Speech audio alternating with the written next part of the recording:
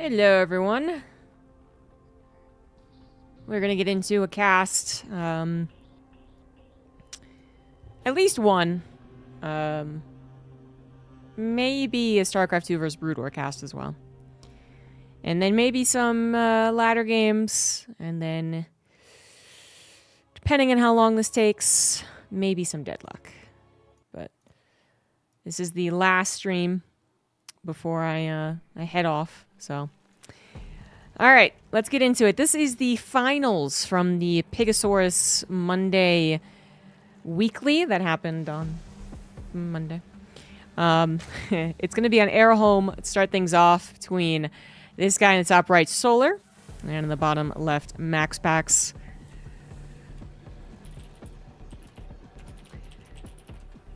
So Solar seems to be one of the more dependable Zergs to actually sign up and play. It's honestly a, it was the opposite of an epidemic, where there's nothing instead of everything. It's whatever that is. It's a drought. There you go. It's a drought of Zerg players, and Solar is sort of stepping up. While some of our other Zerg players, well, frankly, just don't seem to really want to be playing a lot of the weekly tournaments. They might appear for some of the bigger tournaments. They might appear for stuff that they're invited to. Some of them are actually simply waiting for something really big to be announced. But whatever the reason, we just don't have a lot of Zergs, so we do try and catch them while we can. And that Zerg is often Solar. On the other hand, Protoss, a dime a dozen, but this guy is a little bit rarer. MaxPax is a rare breed, not just for his amazing Protoss play, which really is some of the best, but we all know because he never shows his face. We have been blessed with the voice, and we know what he sounds like, but even that, you kind of have to dig a little bit for it, and then that's all we know. That has not stopped him from dominating the online tournaments. I'm going to stop him from going to offline tournaments, but online he still does very well. I do believe that there is a stronger chance every time there is an offline tournament for MaxPax to actually arrive, and I know that sounds like, you know, nothing, because a stronger chance is still not him going. But as far as I understand it, last EWC, he was really, really quite conflicted. Not a easy answer like many of the tournaments beforehand, knowing that it was, you know, a humongous prize pool, that he would have had a really good shot at it, and that it might have been the last offline StarCraft 2 tournament, right? At the end of the day, he's still stuck with what he does, which is not appear offline, but I mean, given more time and more potential lasts, I suppose, it's going to be the last, you know, tournament every single time now for StarCraft if any of them get announced. I think that he will eventually actually appear. You know, it's speculation, pure speculation, but there's some things maybe with his family and the fact that he was young, but now I think he's 19 maybe now, actually. And, you know, obviously just as he grows older, he'll make more of his individual decisions, so, shall we say. Anyway, so just covering the introductions of the both players, but we do have some stuff going on here. MaxPax, pretty typical PvZ. He has his unique approach to PvP, and then PvT, it's not incredibly unique, but he obviously does vastly prefer the 3 gates opener in that matchup, which is a little different from some other Protosses who might more often go 2 gates or even more often into a Stargate in that matchup, what have you. But for the Zerg matchup, pretty sure MaxPax he's just doing a lot of the same things everyone else is, but doing it better. Not having his terribly unique approach to this matchup, unlike the certainly PvP is very unique and PvT is a little unique. So that means oracles and adept pressure, right? But he is better than a lot of other people with it. You know, there's I don't know if there's a lot of people comparing his adept control to Neeb, but that's one of those things that can actually stand out, particularly to the Zerg players that are playing against it. And they will not quite be able to describe exactly what makes someone better or worse against adepts necessarily, or with adepts rather, but Neeb was top tier. Neeb was like the best with adepts. And MaxPax can be pretty damn good himself. I mean, it's kind of a tempting from any Protoss, the old razzle-dazzle. Either I'm going to hit you with the Oracle or the Adepts, or maybe only the Oracles, or maybe only the Adepts. Kind of keeping the Zerg on their toes, and whether or not the Zerg should try and run by this third base, for instance, which would be completely defenseless.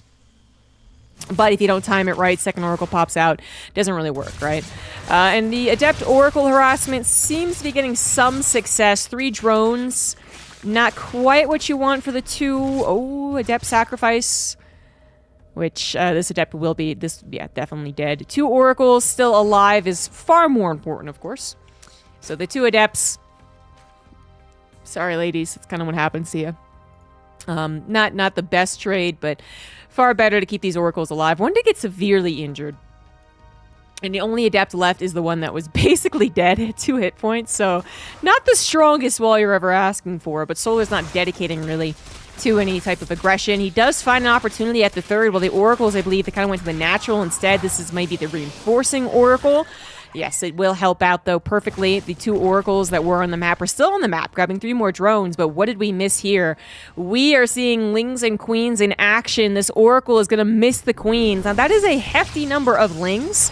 So you are aware that they're trying to do something. That sounds very vague, but still, like, they are actually putting money into trying to do something to you, so you do have to take this seriously.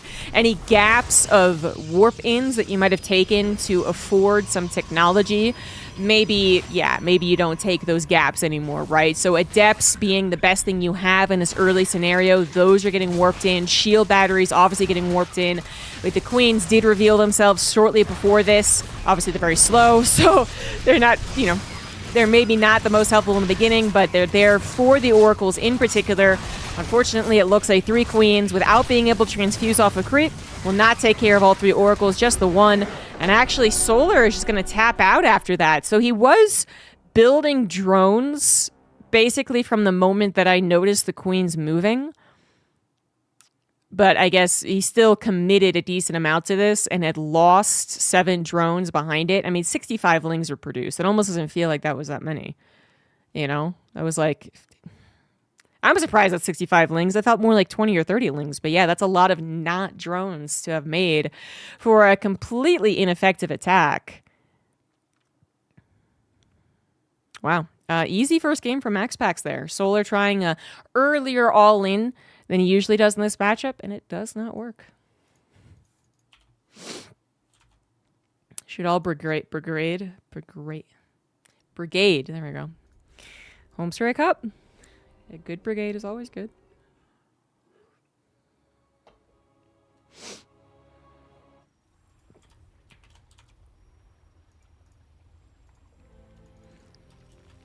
Game number 2 here. In the bottom left, it is Solar. In the top right, it is Max Pax. So Max Pax scouted the surplus of Lings.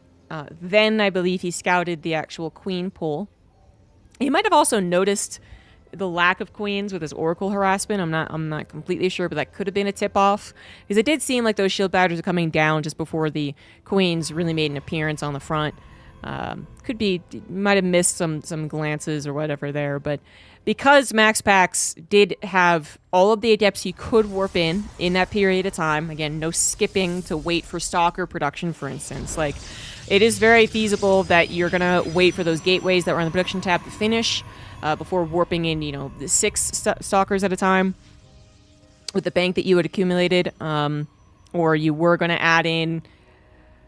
I mean, he had Blanket +1 on the way, so I'm not thinking of too much more that he could have added in, but there are still gaps in Protoss production and that are very purposeful that could hurt you.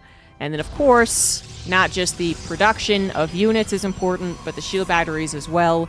If it was only, what was it, like 4 Adepts and 3 Oracles without the shield batteries, it could have been very different. The Queens might have actually been able to tear down 2 Oracles, so with the last one out of juice, and the recharge is to go to the shield battery that you do have, is to go to the Oracles.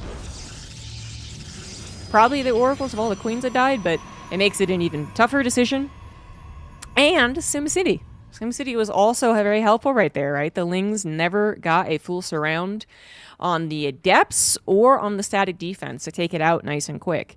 So it looked like a really lackluster attack from the Zerg, almost like a, why would you even try that? But in a similar vein, what I was talking about, or the same idea with, like, there's gaps of Protoss production. They might be waiting for gateways to finish. They might be using their oracles offensively. They might have used their adepts offensively and suicided them and said, okay, I don't need to replace those. I'll be fine. The Zerg player can find that little spot in the armor that's not protecting you at that right moment. And it would have been surround on the adepts, no shield batteries to help out.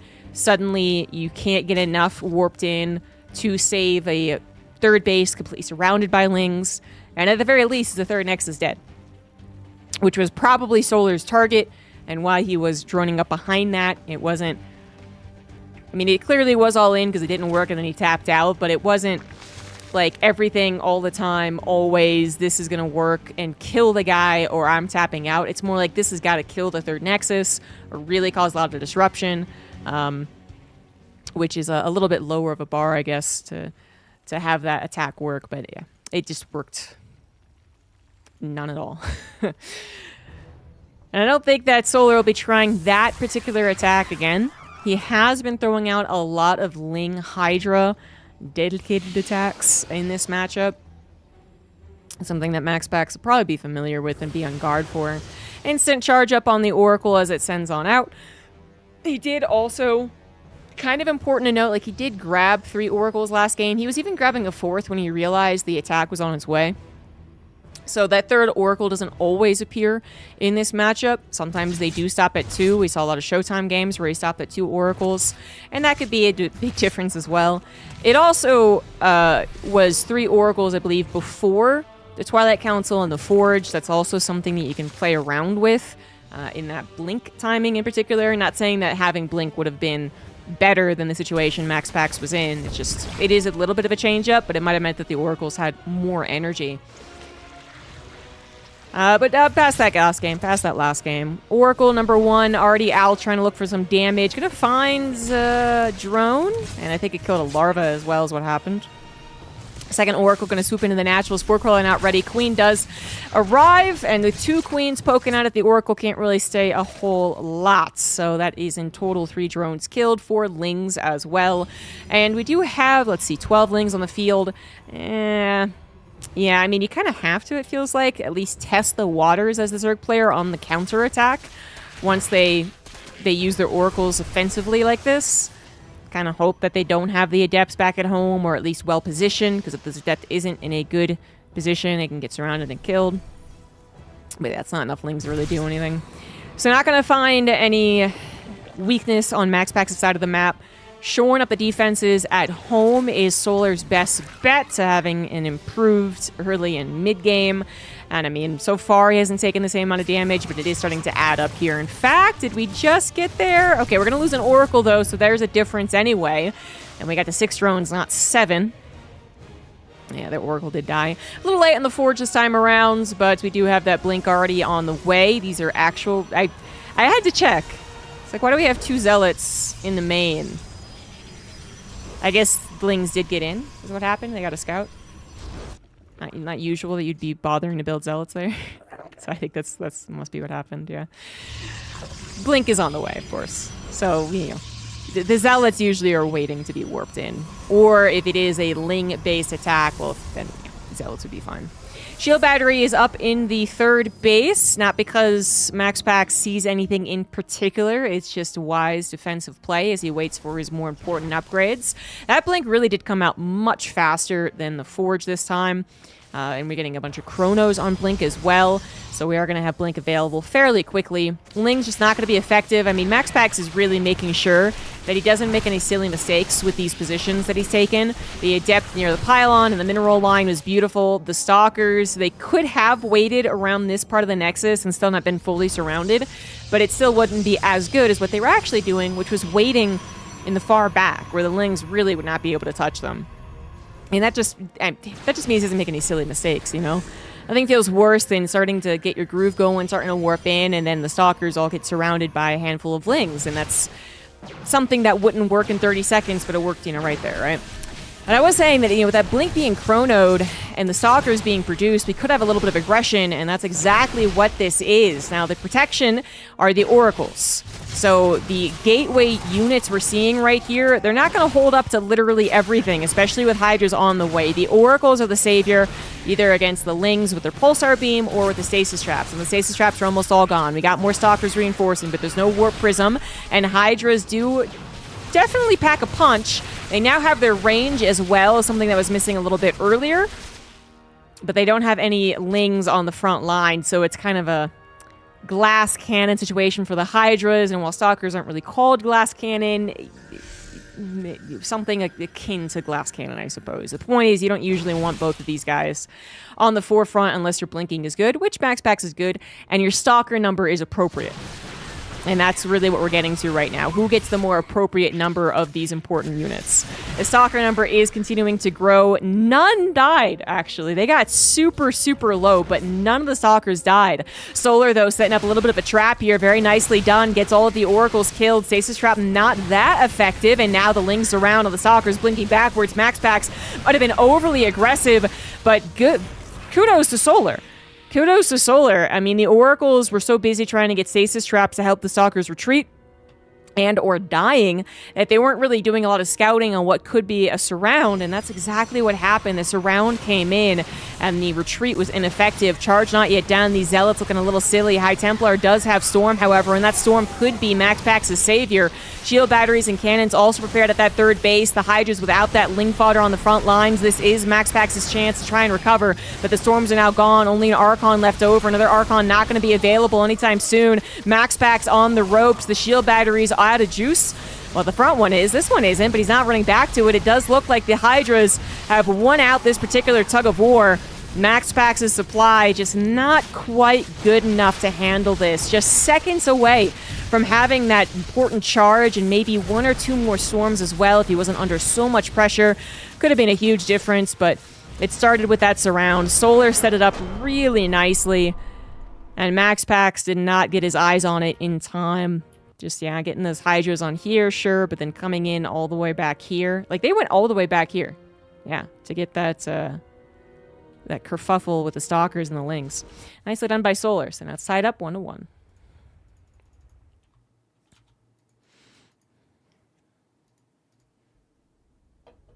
It's such a beautiful day out. We've got the windows open. Wicket's basking in the sun. And looking at the spiders that populate my window wells.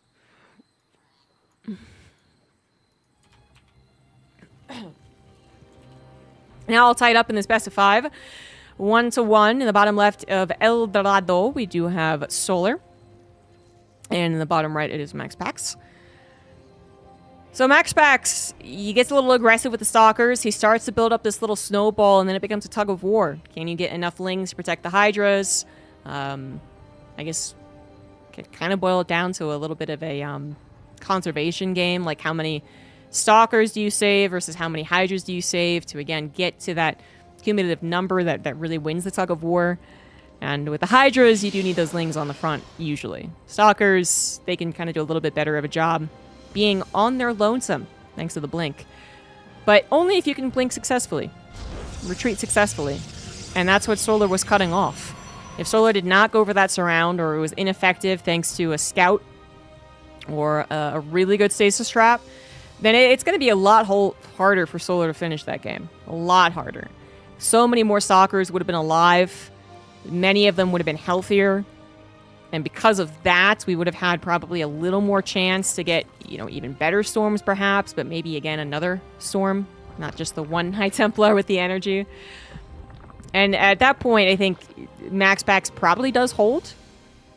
He's got a couple of shield batteries, he's got the cannons, he has access to the storms. He would have had, you know, 20 Stalkers still alive instead of the measly 8s or whatever it was.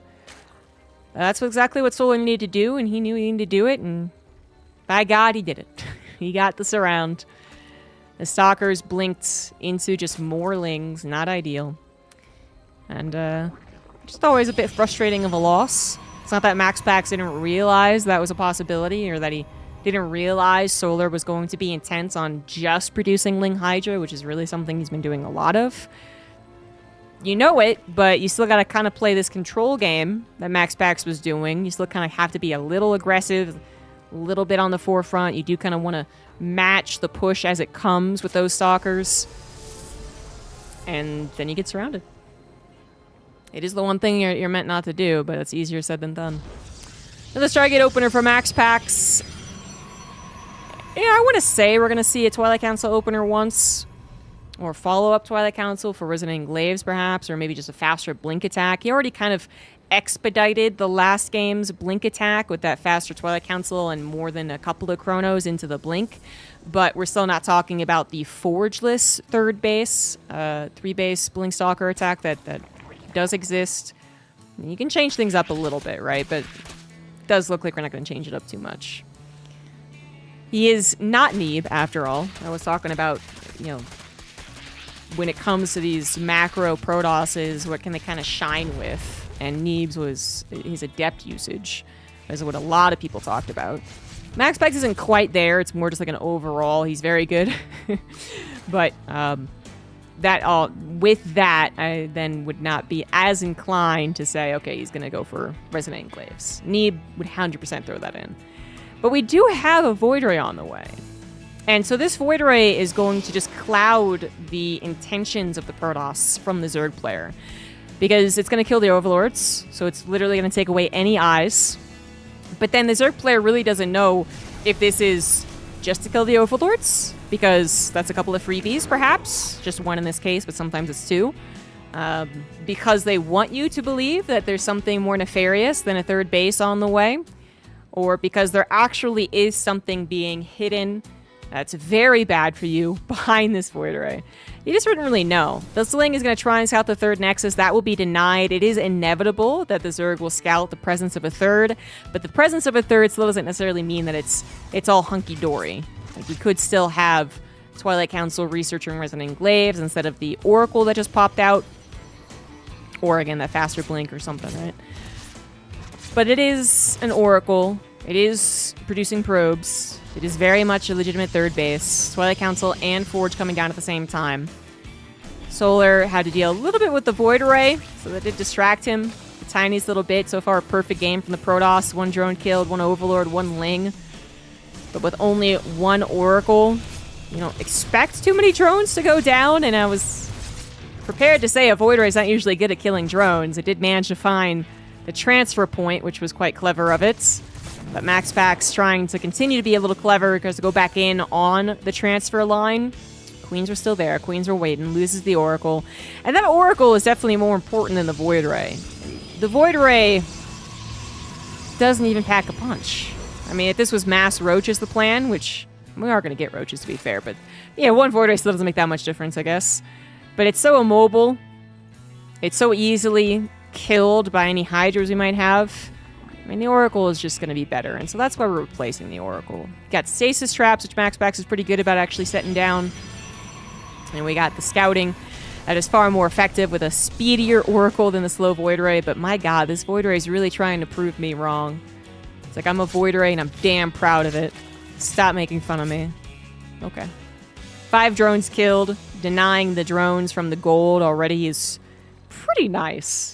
And, you know, it's not energy-based, so it can just sit here and stop the drones from mining that out.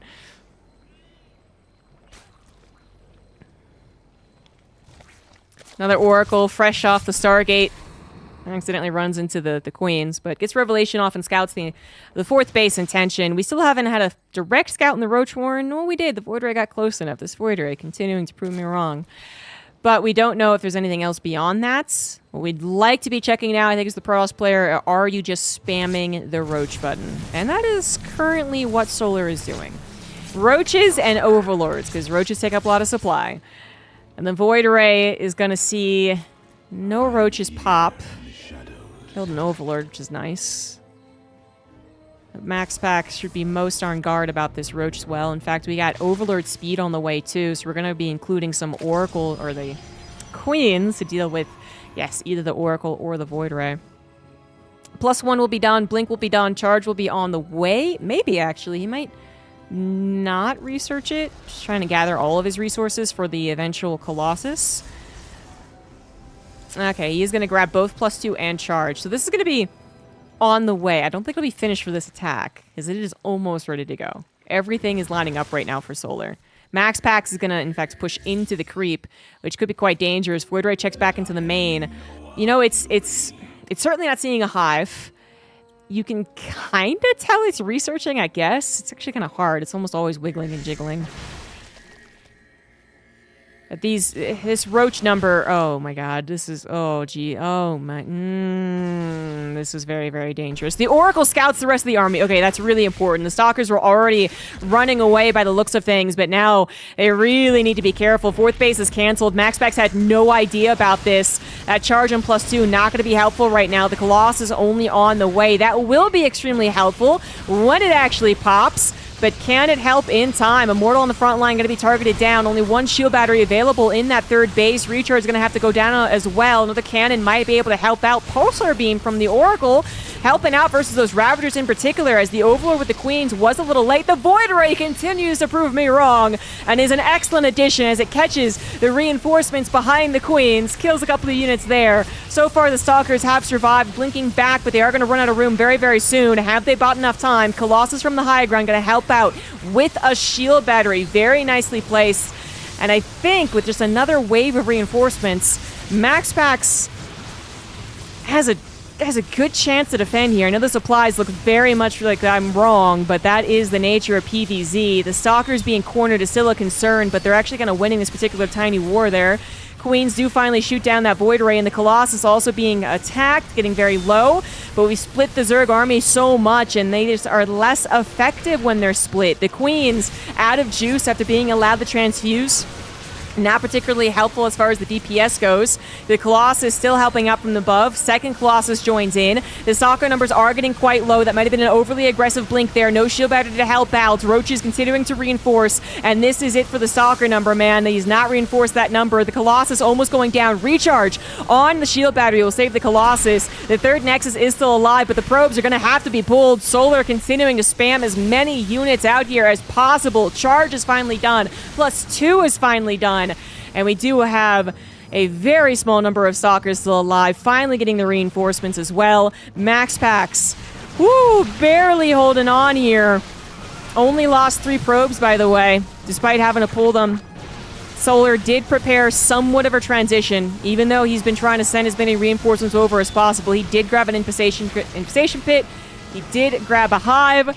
But I'm afraid that actually might not be good enough. He did not kill the third Nexus. He did not kill 30 probes. He did not kill all of the Protoss army. If he had done any of those things, I'd give him a much stronger chance to recover. But having done none of those things, I don't know, guys. Solar has spent a lot of his economy building to that Roach all-in. He did further improve his economy, I believe, in the last couple of minutes, as well as his technology. But to get all of this technology and all of the economy that you'll need for a sustained, longer PvZ, as well as making sure you don't die to a counterattack, this is difficult for Solar. MaxPax seems to be careful, of course. You don't know exactly how much they've spent in reinforcing, so you can't just run across the map and win. That was never MaxPax's intention without the rest of his army, but he did want to poke a little bit and see what was going on. His fourth base is on the way, and as long as he does keep this army alive, he should be able to defend it. High Templars will eventually make an appearance as well, because we do need some feedbacks for the incoming Vipers. I do like this jump to 1 Viper. This is what the Hive has given him so far, but 1 Viper could still make a big difference, so grabbing 1, even 2 Colossus. Warp Prism not available as it is in the main base. Instead, MaxPax. With that, again, probably not going to push the issue too much on the front. The Zealots, though, they're getting some damage done. They're also getting some scouting done, as well as distractions, so that MaxPax feels a little safer with the army on the front lines, continuing to clear up that creep and pressure Solar, so he never feels comfortable enough to bust out, 15 drones, which he will eventually need. Right now, he needs army, and he's barely able to get that now on 62 drones, guys. But he also needs economy. This is a no-win situation for Solar right now, as MaxPax refuses to play the coward Protoss. He didn't just stay at home the entire time and let Solar make those risky decisions like droning first, building army second, even grabs the Viper without the High Templar. Oh, yeah. And with the supplies even, that is not a good sign for a Zerg player. The Protoss does have some pretty good upgrades, but maybe not enough of an army We do have just a quantity issue going down right now as Solar finds an advantage and is going to push it. Grabs one Colossus, going to grab the Immortal, but he is losing economy back at home. And that push will not be good enough. He knows it. Max Pex would always survive back near a base, near shield batteries, near reinforcements. So Solar does tap out. Max Pex takes the lead 2-1.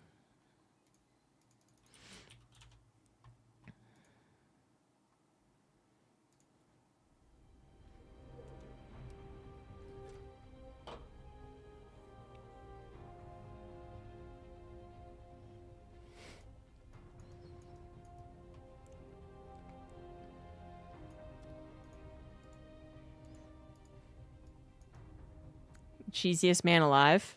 Solar does a lot of all-ins in this matchup, it's true. I don't really know if it's cheesy, though.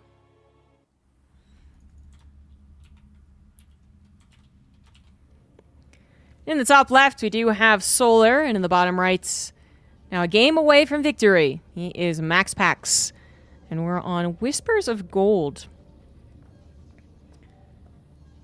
Max Pax with a great hold, very last-second hold. He really didn't understand the entirety of Solar's game plan.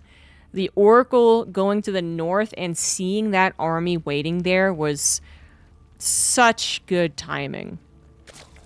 I really don't know if he pulls back fast enough or in a good enough position to not get surrounded by that army that was waiting to catch him.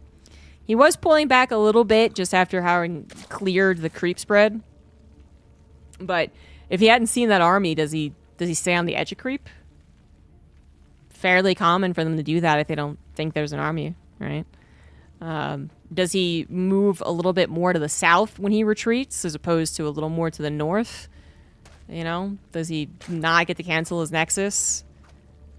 That Oracle scout was pretty big, and it gave him just a couple extra seconds as well. I mean, this guy literally sees it and is like, okay, definitely run away with the Stalkers, cancel the 4th Nexus, grab shield batteries in the 3rd. Then he even had some foresight to grab a shield battery in the natural, in a place where it would help the Colossus attack from the high ground, which would be very easy not to remember that, to put it... to either not put anything in the natural or to worry more about like the wall being broken so the shield battery gets put to the left, right?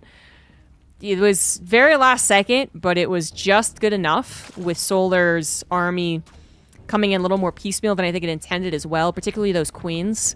The Void Ray got to be so much more helpful than I ever gave it credit for. And even the Oracle was able to kill, I think, at least one Ravager before it died, or before it had to run away. It died later. It might have even killed 2. All-in's gonna be Void late game Zerg. I have no doubt about that. I haven't really speculated as to the reason that Solar shows off all these all-ins, but mostly because I feel like it didn't have to, I suppose. I think a lot of people would agree, a lot of Zerg players as well, that late game versus Protoss is just not any fun. Whether it's balanced or not is not even maybe the main question, which I think, you know, you could get different answers on that one, but it's not fun for the Zerg, which I've always felt whenever I've tried to play Zerg, my least favorite race, and so late game's even more miserable for me. But for a lot of Zerg players, a lot of the history of this matchup has been avoiding terrible late games. The split map, mass air army, mass static defense, bullshit. Now, that isn't to say that Protoss haven't also had to worry about late game Zerg, because that's definitely the case. Brood Lord Infestor, not just in Wings of Liberty, but at other times, late game Swarm Host and some metas as well, right? Have also been complete headaches. But I think no matter how you slice it, a lot of people would agree that the late game between these two races is some of the most miserable experiences. And the other matchups late games are a little more off and on about being miserable. Sometimes they are, but most of the time they're not. Late game ZVZ can be fun. Late game TVT can be fun. Unless you get some mass battlecruiser in, then I think it's not fun. Late game PvP can even be fun. This matchup, though... Not just my bias talking, I swear to God. It's a huge debate right now amongst the community as to why Zerg players no longer populate the server like they once did. So Some have speculated it is the late game Protoss. We got another Oracle opener this time, so no kind of surprise Void Ray, despite that Void Ray being a real baller. It's one of the best Void Rays I've ever seen. Adepts, unsuccessful in the main, only grabbed 2 drones for their efforts. The Oracle had to run away. Usually I'd kind of want a combo, especially if the Spore Crawler wasn't complete yet. But it was already 2 damage to help out.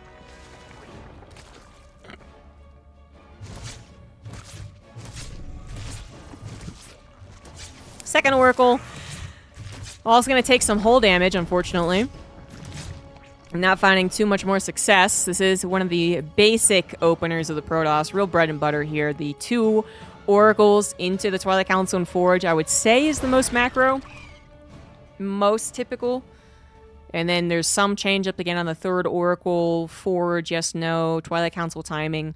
That can happen off of this. It should be Blink. And we'll probably see a very similar setup to the second. Well, the first game kind of ended before it began. So I'm going to say the second, even though that was a faster Blink in that second game. And Max Pax was perhaps more aggressive with it too, and that's kind of what led him into that surround position. But it'll be probably similar. Like, he might try and poke and prod on the front of the creep spread with his Oracles protecting him, even more mindful of potential surround. But if he's thinking that the timing will work in his favor initially, because Solar is going maybe into Hydras again, he would be wrong about that. Roaches are once again on the docket like last game for Solar. Max Pax, not quite seeing that yet. It is in the front, so certainly not impossible to scout. And it would be nice to scout, but you still need to scout if they're actually producing non-stop roaches. The 2 Oracles are still alive, though, so it gives me a little faith that it will be scouted. 2 Adepts get into the 3rd base at the same time as Lings get into the Protoss' 3rd base, so both of them dealing some damage here. Looks like just barely Max Pax will get the win on that. He killed 6 drones versus 5 probes, but very, very small difference. We are not getting a ton of roaches produced instantly. This is not going to be like last game. The Roach Warren coming down, a little more protection. You can wait until you want to build those roaches to guard your Hydras. But it is available in case something particularly bad was happening. But again, Max Pack's not pushing the issue on like a faster blink. Not bringing the War Prism here. This is a little hit squad to stay around the edge of creep, wave your hands in the front of the face of the Zerg and say, you can't touch me. And the Zerg player, well, they might not be able to touch the Stalkers. Just annoying, but that's life. But they might be still successfully building up quite a successful Roach Hydra army. There we go. Roach Hydra. +1 missiles on the way. Roach speed. Hydra range. Max Pax sees the Roach for the first time, so he knows it's Roaches, not right into Hydras. Does not know about the Hydra list end. We might need those Hydras on the front lines, though. I said that Max Pax was going to just wave his hands in front of his face, but he actually is kind of punching him right now. Seeing an opportunity as Solar was skimping on the army for a time. He did not build the Roaches as soon as he got the Roach Warren. And what was initially 7 Stalkers is now up to 20. Jesus. Has more. Yeah, that's actually it. Jeez Louise. Okay. He has 6 gases. He has 6 gases back at home. He was going to go in a charge and probably start up +2. He might have just misclicked or whatever. He was going to go into Templars. 4th base, probably eventually. Like, this was not an all-in at all. But Solar was, not prepared for the ever-increasing Stalker number, and that can happen. But a very, very sucky way to lose your last game and lose the series. So that'll be it. Max Pax wins 3-1.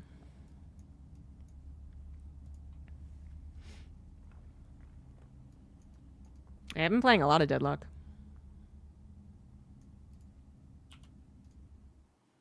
Not this week, though, to be fair.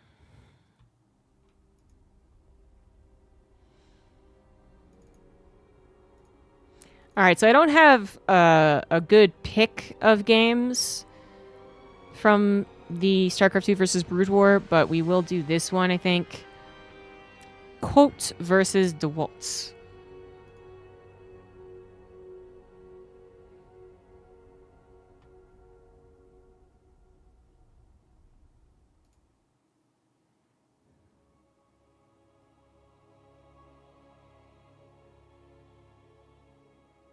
More ZVP, but a very different ZVP.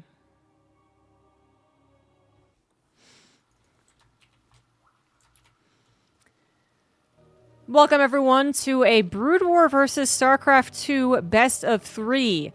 In the bottom left of the map, Sylphid. It is Coat, Grandmaster in StarCraft 2, playing Brood War Zerg. And in the top-ish, right, yeah, I guess it's 12 o'clock position, we do have the StarCraft 2 Protoss, DeWalt, who was unranked on the screen, but is very high-ranked. Plays a lot of Brood War, though.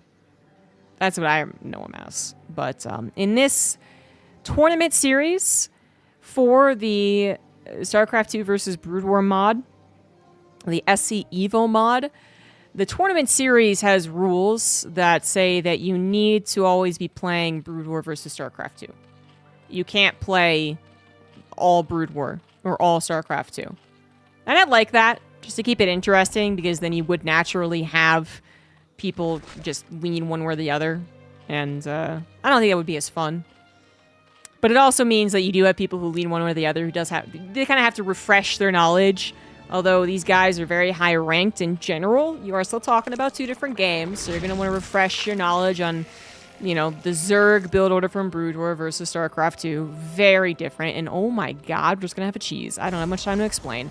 That was a very early pool. It does finish, and drones have been pulled. The Overlord did not go the right way, but that's... Oh, the drone did. So I was going to say the Overlord might see the lack of Nexus anyway, but the drone's here, so hey, there you go. And it's going to help block out the natural as well. That's what's really important here. DeWalt did not go for a probe scout, or he didn't go for one fast enough. Now he sees the Lings coming across the map. His probe looks like it was, maybe that was the one that scouted, or maybe it died. It died. It died to the drone. Oh no, it needs a wall. Oh boy. Oh geez. Oh no. Yep, wall's not going to come down. Zealot will appear at the very least, but a second Zealot might not be long for this world. The Lings are coming in. The Zealot has been surrounded by the drones. And this is bad news for DeWalt. He just had no idea he was being cheesed so hard. Oh, and he can't get the second pylon up. That second Zealot is not going to come out. And the probes will not win this battle. And that'll be a very quick game one. He's going to try and hold. It is very all-in from the Zerg. Certainly that's the case. With the shield battery, not going to get time to finish. And there it is. There it is. GG. Easy peasy.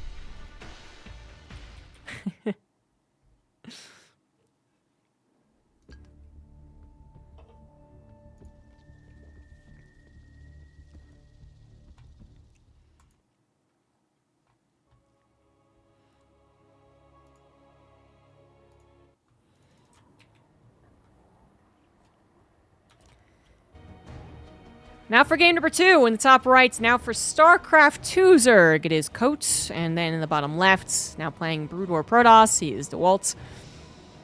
I don't know what Coat does, typically, but again, I said I recognize DeWalt more as a Brood War name, so I think he'll be a little more comfortable with the Brood War version, but the comfort was not the issue of the last game.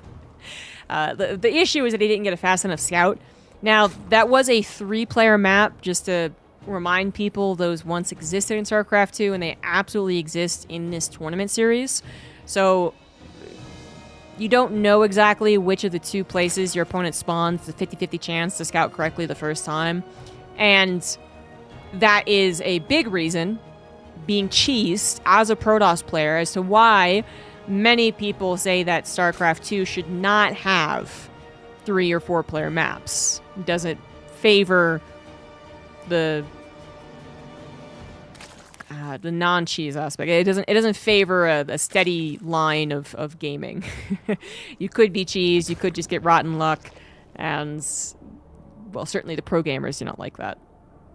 So, but as I was pointing out, it's just that he didn't scout in time. He didn't send a probe after his gateway, certainly not after his pylon.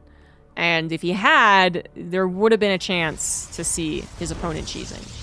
He did go the right way initially. You might have seen the drone movement or something, but that I would also say, if you see a drone scout, that would make me WTF. Even in Brood War, I'd be like, really? You know, but Yeah, he just didn't scout it fast enough. Ah, well. So now we've got Protoss from Brood War. So this is going to look a little different from the openers of StarCraft 2. You do have the Forge Fast Expand as a Brood War Protoss that you could use, but then you also have the Double Gateway Opener, which is what DeWalt is doing. We are on a map that does not have odd spawn positions. And so the Zealots are going to go right across the map. This is not unusual. It is a more aggressive opener, but it's not super unusual. If Coat is aware of Brood War stuff, then he should know that this could be on the way. And of course, he did see the Zealots. So he very much knows it's on the way. Now the question is, does he know how to defend against this with StarCraft 2 Zerg? Already that Spine Crawler in a bit of a scary spot, not particularly well protected, but the Queen plus the Lings that have been produced are doing a good job protecting it, so the Sim City wasn't necessary. And in that way, if it does finish here, it's not gonna, it can help out versus any attempts to charge up the main, while still helping out to guard the natural choke as well as the mineral line. So I don't think you cancel it, even though it looks like the Zealots stuff has not worked. You don't want to underestimate how many Zealots they'll actually get. In StarCraft 2, it's so different. I mean, if you saw this in StarCraft 2, you'd just be laughing at the guy. You'd be like, wow, you're so bad. But it's very different here. And honestly, if Coat didn't take it seriously, it's very possible that 10 Lings and a Spine Crawler and a couple of Queens wouldn't have been enough. But DeWalt realizes that the Lings have been produced, and now would be a very good time to retreat. Notice he is getting a shield battery. This is the Brood War shield battery, but it does the same thing. And he will not die to Lings. Now we have a problem for Coates, as he is all-inning. If he does not win with the amount of Lings that he's produced, there's no macroing from this. But what the hell am I looking at?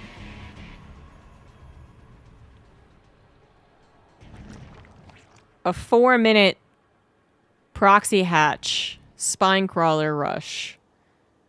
The Queens are coming. Oh, that Spine's coming as well. Oh, yeah. But man, Ling's trying to kill all these Zealots, even with the help of Spine Crawlers. DeWalt doesn't know about it. But he will have a Corsair eventually pop. He's going to have a Forge finished as well, and that is bad news. Not that it's not unexpected, it's just... These are all coming in long before Coat's ready to go. And if DeWalt gets... Oh, he's making a scout. Oh, okay. If DeWalt gets an idea of what's going on here... Remember, he already saw a good amount of Lings. So he knows that Coat is either A, all-inning, or B, desperately trying to recover the drones he didn't produce. But he doesn't know which one. They're very, very different. So the best bet would be just to stay on your own turf, 2 bases, build up what you want to build up anyway, and then... hope you don't die to some surprise. And this scout is going to see exactly what it is. It won't be a surprise in terms of it happening, but also in terms of the composition. I don't know exactly why he wasted money when the creep spread was going to come from the hatchery anyway. Oh my god. Oh my god. Oh my god. The Zealots moving out of position to take care of that. It was a very dangerous thing to do. Some of them make it back to the shield battery, and a cannon was produced, and it looks like these Zealots are just freaking good, man. Scout is not good, but that's fine. The Zealots were good. The Zealots, though, have certainly lessened in number, and we do have Spines on the way. We might need Spores, though. I mean, Scouts are not very good. I guess, no, Queen should be good enough, right? Queen should be good enough. Huh. And the reason, Scouts, I'm saying they're not good, but they do attack. They have an attack. It's just that they're also very expensive. So it usually is very unwise in Brood Wars to build Scouts. Corsairs, though, you can't really have the same effect as they do in Brood War either. So that would usually be what you produce. But it's not the same. You're not... It's just... And in this case, obviously, Corsairs would do nothing. There's no overloads to kill here. So the Scouts can at least do something. Corsairs still might have been better at killing the Overlords, though. Spore Crawler is prepared back at home with Queens. I don't know, but disregarding the Stargate play, shield batteries and cannons. And the Gate has got to take this as a... I mean, he is actually responding to it like a Hydra bust. And the Hydras aren't Hydras, they're Spine Crawlers and Queens this time. But I think that's the way you do it. Not sure there's any other clever way to take care of this. Reavers will be the choice by the looks of things, and that'll be something that actually takes care of these units and structures from a distance. The cannons, they'll buy time. They'll buy time, and that'll be hopefully good enough.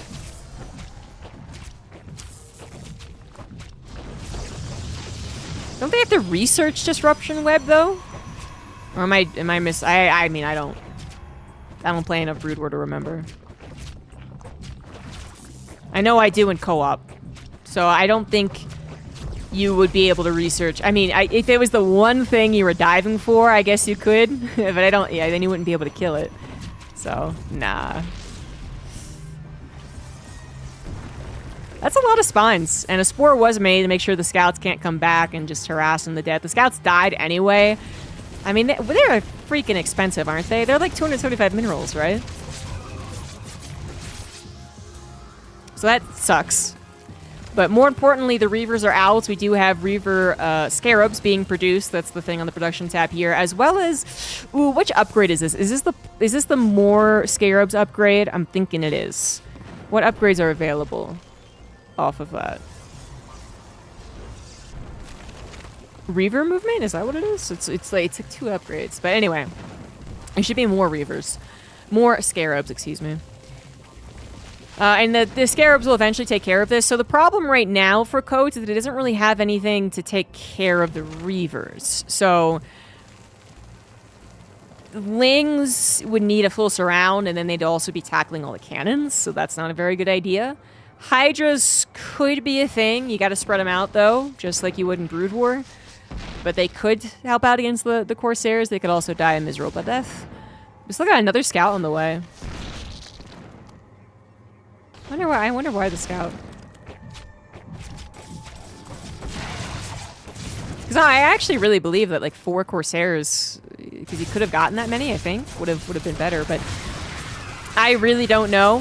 When it comes to Brood War, I'm not a master, and when it comes to Brood War versus StarCraft 2, I'm not a master. So Coates and DeWaltz have been doing a lot more of that, and it looks like DeWaltz, regardless of the scouts, has chosen well. The cannons bought the time, the Reavers did the damage, the Lings around did attempt to come in, and it did kill 1 Reaver, but only 1. The Zealots were hitting everything else, and everything on the front lines has been taken care of. We do not have an observer, and I don't think we have an observatory. No. So the creep will stay.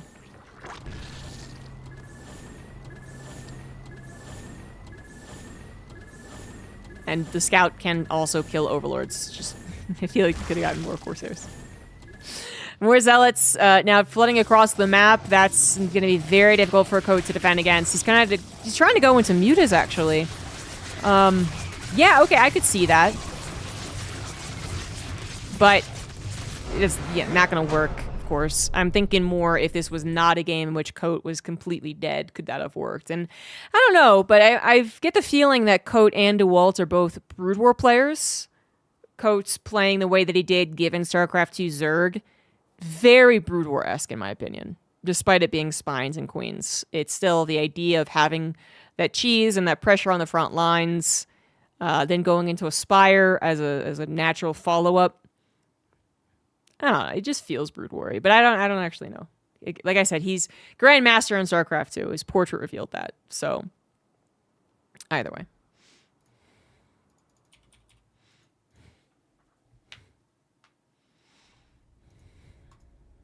Either way, he's got the knowledge of both games, I think, but I feel like he's still playing a little more Brood War-y.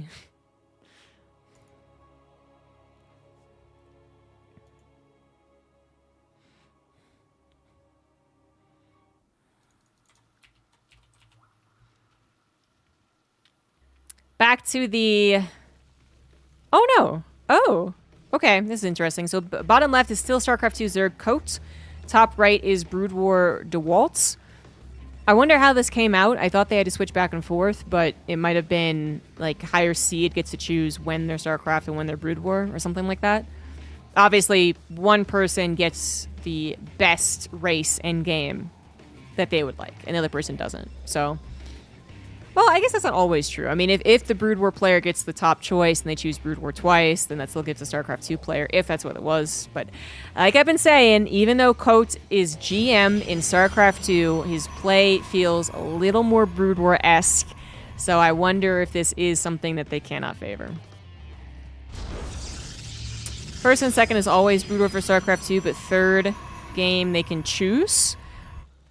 I don't think that's how it was last time I cast this, but it has been a while, so it's very possible I'm wrong. That's very possibly what the rules are.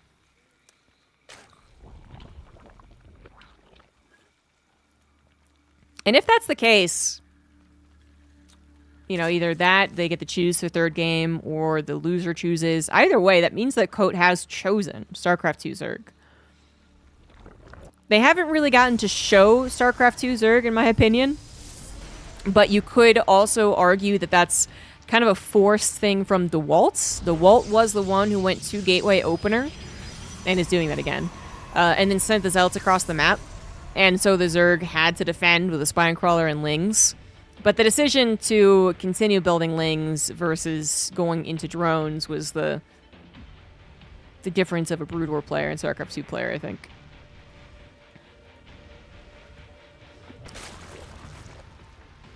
And you know what's also funny is that Coat, you know, so maybe he's a little more preferential to Brood War as far as the games here goes. Maybe he just believes that is the better way to play StarCraft 2 Zerg in this situation.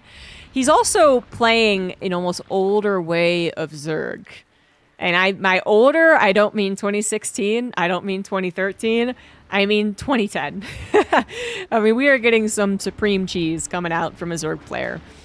And StarCraft 2 has proven over 15 years it doesn't work. It should not work versus a good Protoss StarCraft 2 player. God. These things that we see here. The really odd, you know, 4-minute proxy hatch or the 2-base Ling Roach all-in. These are out of 2010, guys. And they wouldn't work today. But for so many different reasons, that isn't worth going over because we have such a different Protoss setup. So, I don't even know what to predict, man. It looks like DeWalt is just going ahead and defaulting to a defensive position. He's not sending his Zealots. Not yet, anyway. He might have planned on it, and I'm kind of still worried about this, but he got a shield battery, blind. So, I think it's a little more defensively minded. He does get a cannon as well. No scout. He did see a little creep on the natural, but that is it. Oh, and he is sending the Zealots out. So dangerous. The Overlord sees it. But, you know, a shield battery and a cannon back at home if the Zealots can get back home. They are staying at home. And that is a very, very wise decision right now. I think he might need more cannons, though. Zealots go out for a scout. Good thing that they do. A little bit of advance notice. They see a Ravager. Going after that, though, could be very dangerous. Oh, he's going after it. So the Lings can obviously get that surround, but DeWalt might feel confident against Lings. That's fine.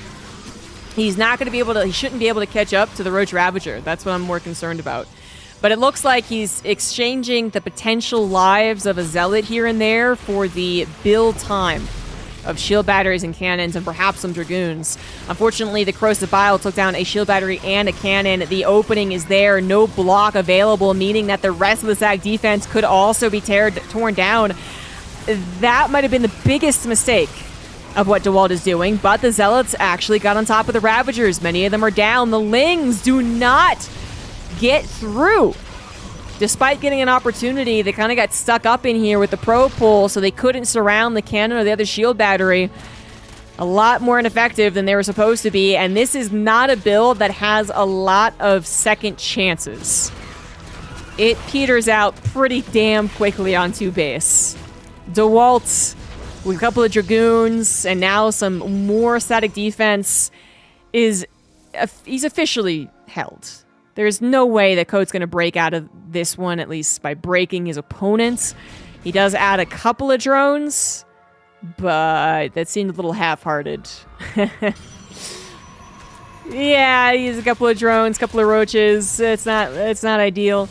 Probes are having to be pulled on the main base as Lings did to manage to break through, but with such little potential.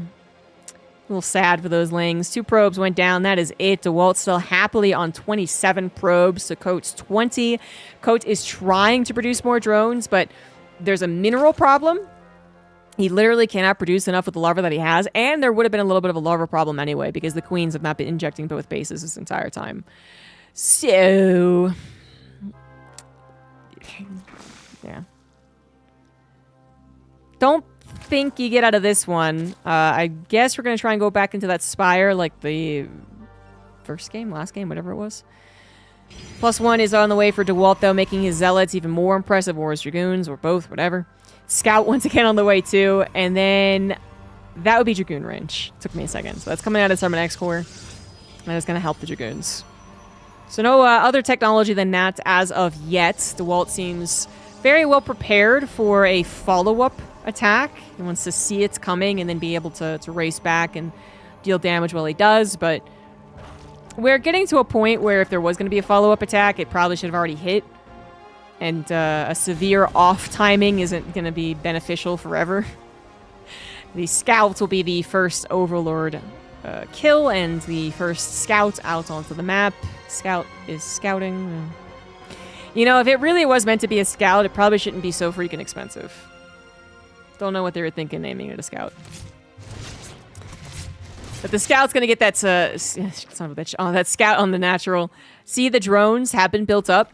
That's something to see, but no gas is taken is going to make this a little difficult to tell. So it wasn't a Spire, first of all, so maybe you don't need as much gas, but I think you're going to need a little more gas, as we are still only on 1. Hydralisk Den was built instead. We got the Hydra Speed on the way. Again, this is StarCraft 2 Zerg, so... did he change his mind? He changed his mind. Oh. Doesn't want the speed first, wants the range first. Is getting those additional gases, and a 3rd hatchery is coming down as well. Is there a chance for Coat to play this game out long enough to recover? It's not on Coat. It would be on DeWalt. If DeWalt never pushes, then yeah, Coat might be able to survive. But DeWalt is pushing now that he's confirmed his opponent isn't waiting somewhere with the armies being able to muster up on 2 bases, and what was he at, like 20 drones? No, he did build drones, he did get a 3rd hatch, and DeWalt feels comfortable enough pushing his army out. Dragoons might want to move. Looks like he's a little distracted. Yep, very distracted. Prosopile, hit, Lings, shoot on him. The Zealots are still remaining, but they do not have Zealot legs, so connecting with these range units will be a little bit difficult, especially as they are on creep, although the micro on the side of the Zerg isn't quite good enough either, and it looks like, actually, they're just not sturdy enough units. The Scouts come in, help out versus the Hydra, and it looks like the Queens, being the sturdiest thing here, especially with their transfuse, are the real heroes of this particular battle. The Scouts should not be able to do that again. Take on the Hydras. So their time being the harassers, I think, is over. But during all of that, we had Reavers produced, the Scarab upgrade, as well as the Shuttle upgrade for speed. Finishing up here, and the Reaver harassments will start, but then we'll also have the Reavers a part of the actual battle. DeWalt hasn't really built up that much of an army as of yet off of just 2 gateways. 3rd Nexus is coming down for him, but we'll see probably a gateway explosion at some point. So right now it is just about that Shuttle Reaver combo going for looks to be the main base. There's a lot of room to escape Queen's Wrath. Spore, obviously you never have to get close to it. I'm gonna go after the natural. Spore was supposed to be anti-shuttle, you know, being on the right side like this. And even the SimCity is kind of a little more anti-Reaver shuttle. That's nice, but the Reaver does still get some damage done. 5 drones are killed, and the Reaver will be able to escape.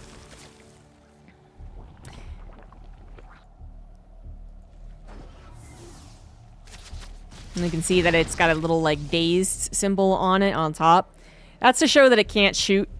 The immediate scoot and shoot, not really fair. I think they had to fix that in the very first iterations of this mod. We finally got speed on the way for the Zealots. Here's the gateways finally coming down. Templar Archives as well. 3rd base is finished for DeWalt and is now well protected. This is also a Brood War map. I should have mentioned that.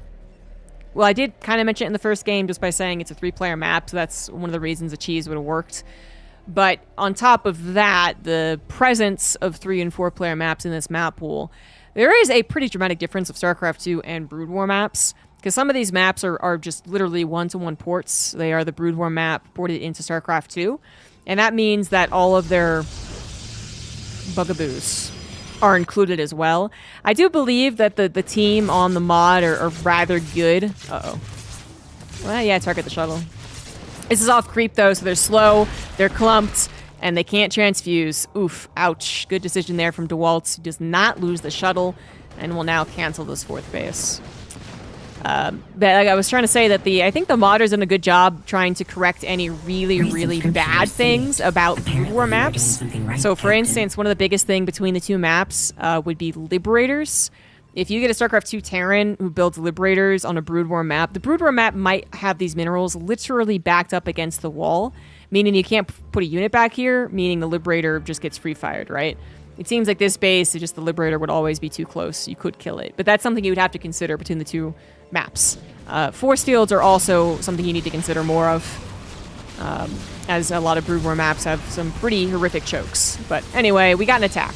Storm is just about ready to go, but the probes do have to be pulled initially. Cannon's doing a great job so far. Reaver's now available. It's going to be 4 Reavers, and my god, that first Scarab shot just depleted the entirety of the Zerg.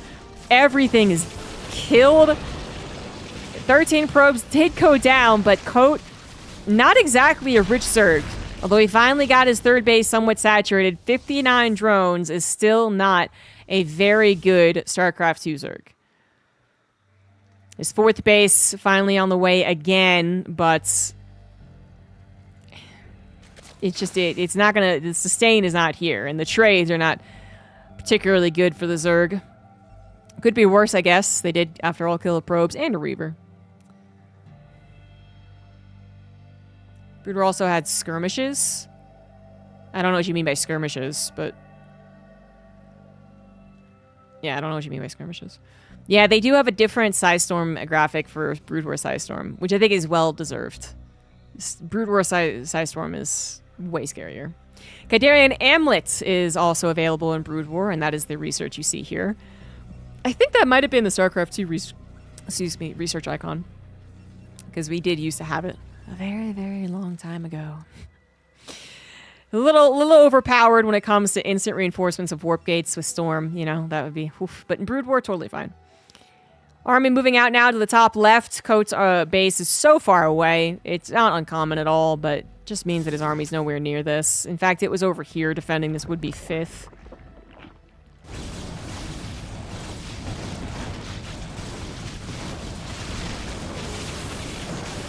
The army that was available does come over here. Okay, Coat had a little more than I was expecting, a little more than DeWalt was expecting as well. Thought he had a freebie attack on the 4th base, did almost kill it, but Coat might be coming in at just the right time. The Reavers could go for it, the Reavers could go for it, the Reavers could go for it now. Oh, sad. The other base will have to be the 4th, but this is just more and more time that Coat is not at the appropriate economy of a StarCraft 2 Zerg. DeWalt was hit, yes, but I would say 3 base for the Brood War player. A Brood War map. More convincing. A 40 supply difference doesn't seem too bad. It's a very odd thing to try and compare between the 2 games, because it's really the opposite in Brood War, as far as the theoretical kind of pound for pound situation. Zerg is not supposed to be as army dense. They need more army. But yeah, 40 I think is actually kind of good in this scenario, unless storms blanket literally everything. I did blanket some of the army, but actually Coat's left side army managed to go unscathed. Didn't get hit by the storms, getting hit by the Reapers either. Sorry, not Reapers, Reavers either. And we're able to do some pretty significant damage, but it looks like 1DT is going to ruin Coat's plan. Finally finding a decent engagement, but 1DT sucks. Where is the Overseer? Hello? He must have realized that was a DT. Really? He just thought I couldn't go into the natural. He did not realize there was a DT. Okay, there's the Overseer. Whew. Whew. The option to play versus AI in random matches. I still don't know exactly what that means. I'm not disagreeing that there could be a different mode in Brood War. I'm not familiar with the differences. Can you not play versus AI in random matches in StarCraft?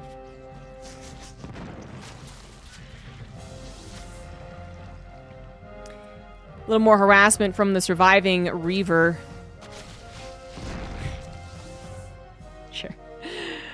Fourth base, again, was reestablished down to the south, which is where DeWalt is putting his army.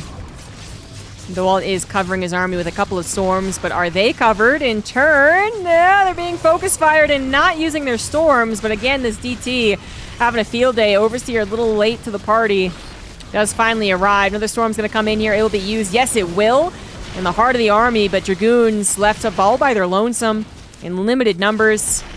Managed to kill 8 drones, and that was it. I'm starting to get a little worried. DeWalt's throwing away a handful of armies at this point,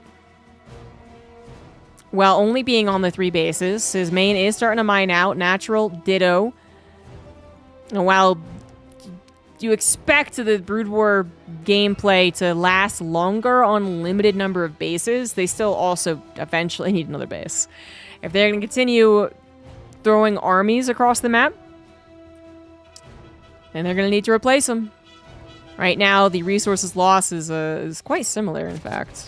Again, at that 30 supply difference, Coat managed to make that supply work in that one battle, but I would say that's also because they managed to come in with one of the biggest concaves possible. So the storms were good here, but not here. And that might not be awarded to Coates again. If he has to go through a choke against this army, it could be worse. 6 more drones to go down somewhere. Yeah, to DT harassment. Good news is, in this game, pretty sure they didn't manually tell them not to. The DTs, when they kill workers, it will alert you. That is something that doesn't happen in Brood War. I know, I guess it wouldn't surprise me if they made it in this mod that the DT didn't alert you on the drones. But it's kind of BS. I feel like even Brood War people agree that's pretty BS.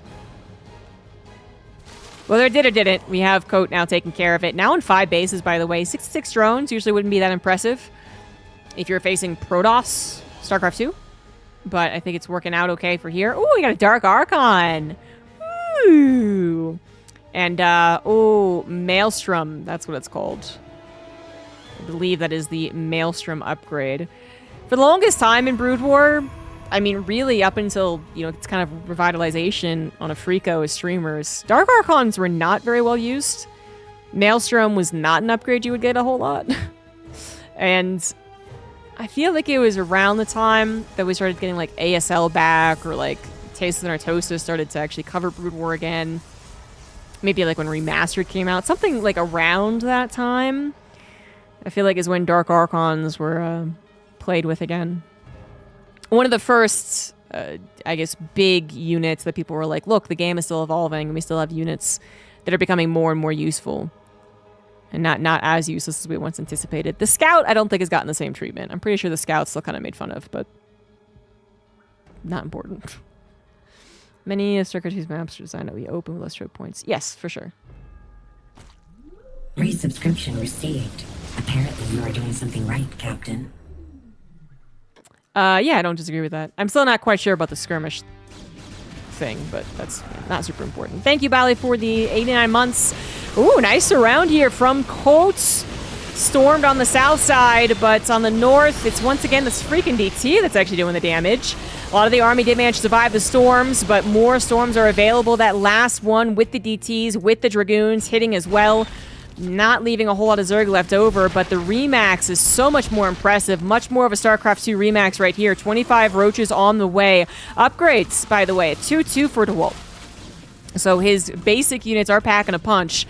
2-1 for Coates, who's grabbing a Spire at this point. Hive is done. We could get into Broodlords. The DTs, though, man, this is annoying me, basically. Apparently, Coates not as annoyed, only bringing 1 Overseer, and then Is that literally the only Overseer? No, he's okay. All right. To be fair, it looks like DeWalt might be targeting them. He's lost 3, so that's okay. Fair enough. But at this point, I would like to see maybe 3 Overseers at a time brought to the front lines. And then maybe a little better guarded. The Reaver does go down, but only after a Scarab that did some significant damage. Another Reaver going for some more damage, but DeWalt's 4th base, ultimately a goner by the looks of things. We could target it down and then skedaddle. Seems to be exactly the plan here. Leaving just enough to get that kill. And thank you, Silly Dobby, for the 74 months. I don't think I got around to saying that. Hydra Frenzy is on the way.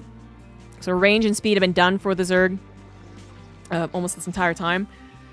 But you need high for that Frenzy. And Frenzy is like crack, man. It does not last a very long time, but man, it is fast. The middle base, yes. The middle base under attack now, but we once again have Coates preparing a surround rather than coming in from one direction. Good on him. That storm on this side was nasty, but the rest of the Zerg army still doing okay. But where the frick is the Overseer? Looks like it will not matter. DeWalt only on his 3 bases that are mining out. Having lost his 4th, was desperate on this attack, and it did not work. But my god, I am tilted by those DTs. Coat does eventually win out. A very back and forth game right there. And DeWalt, who I would have considered a favorite, does lose out to Coates. GG's.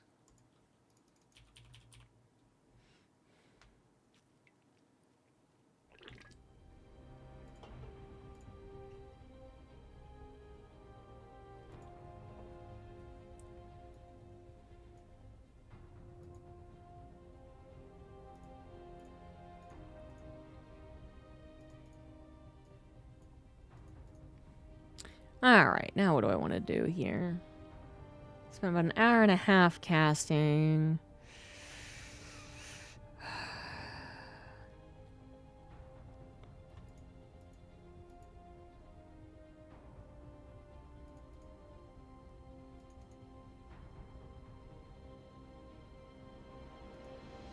Deadlock? Deadlock?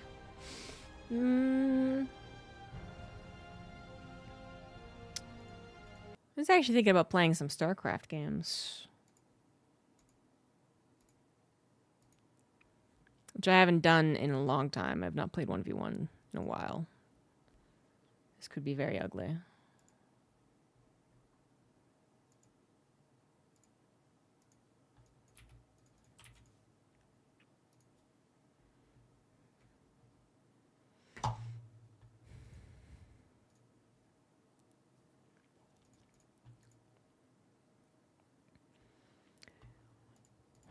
Of course, we have to update the non-existent update. There's never actually an update.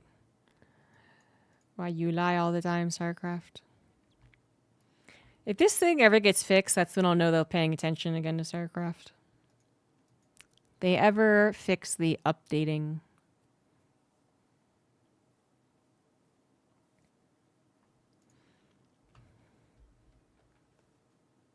Alright, I'll play couple of games of StarCraft.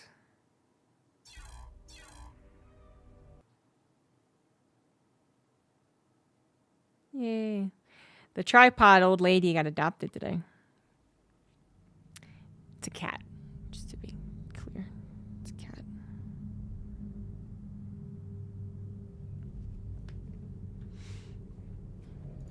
But it can be difficult to find families for 9-year-old cats, and this one found it in like 5 days.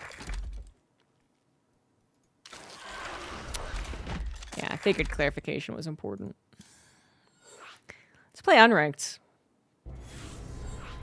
It might be a smart idea while I shake some of the rust off.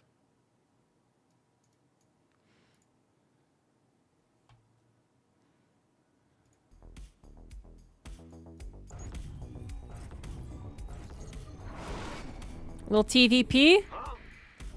Little cheese. That's one thing the average viewer misses in high-level play that pros do every game. SCV ready. Roger.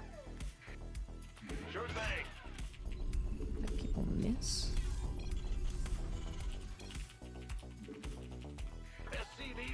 not really sure. I mean, my job is basically to explain some of those things that viewers would miss. So I don't know what viewers say they miss. You know what I mean? Like, it's tough. It's tough.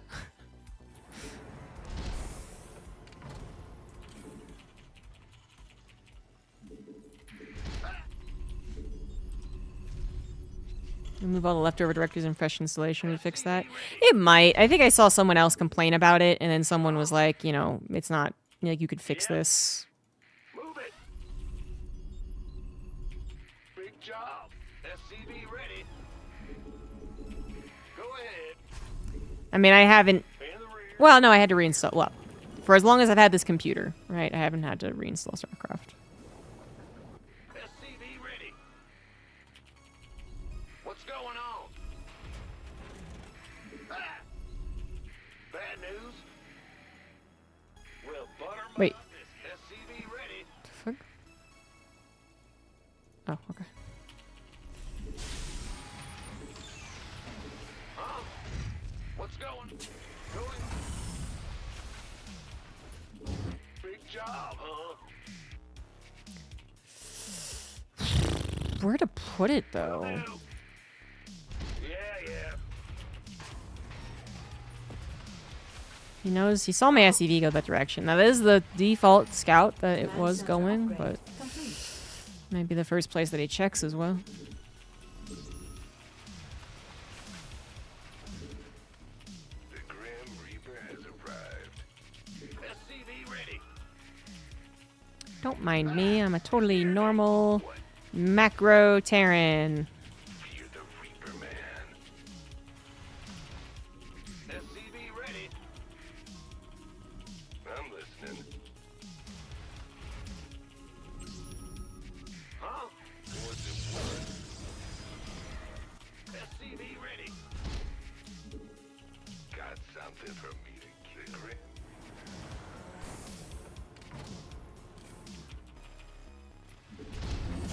SCV ready. Yeah. Surprised I remember how to do this build. Want something? Done. So far, so good. Haven't gotten supply blocked. SCV ready. I'm listening. Bad news.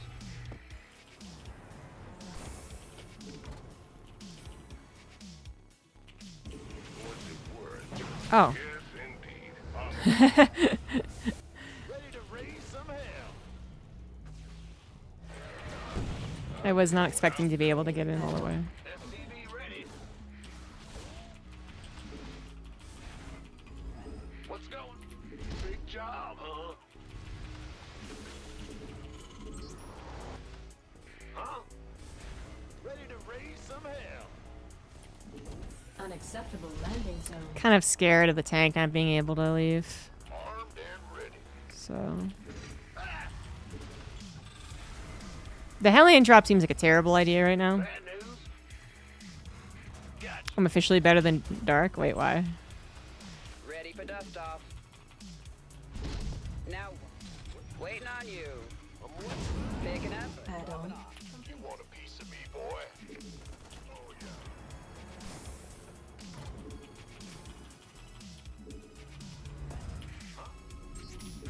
Talk to me. Add on. Complete.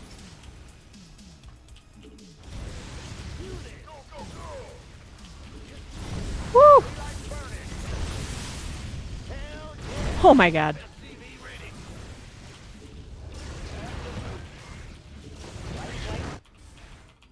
Somebody, get me out of this mess. Somebody, get me out of this mess. Yeah, I should have been able to save that. Insufficient Vespine gas. Insufficient Vespine gas. SCV ready. Go, go, go. Roger that. In the rear. Nice! Freebie. SCV ready. Looking. Armed and ready. Who wants some? What's going on? By the numbers. Don't think wait.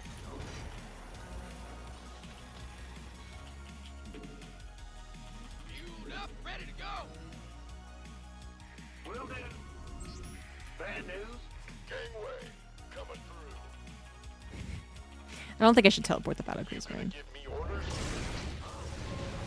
Ooh, just before. Just after I finish. Nice. Who wants some? Well, by the numbers, boys. This better be good. You hail? Armed and systems go. Cyclone ready for action. Go, go, go! Mineral field depleted. I can't build here.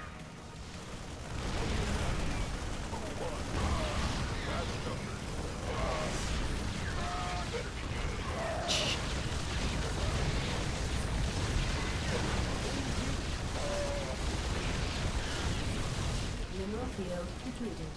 Woo! Systems go.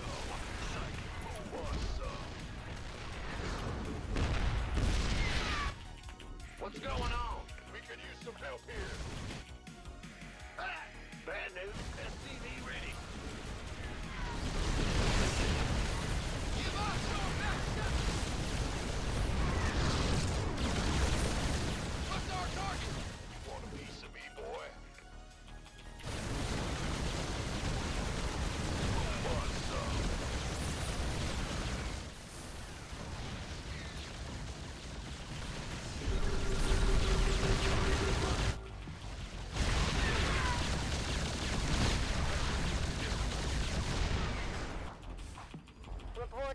Insufficient rescue gas.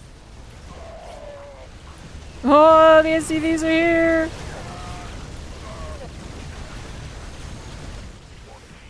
Systems go. Cyclone. Yeah! Yeah! Still got it.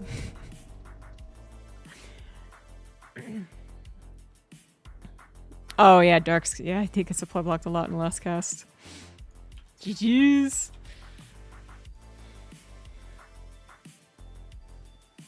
I beat Jet Li. Amazing.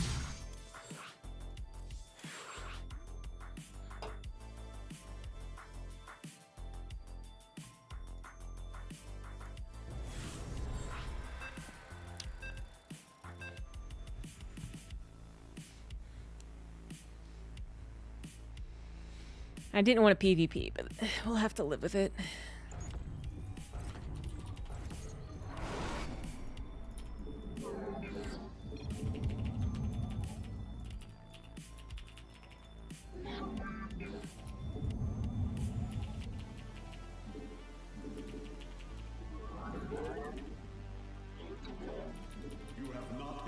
Do I remember PvP builds?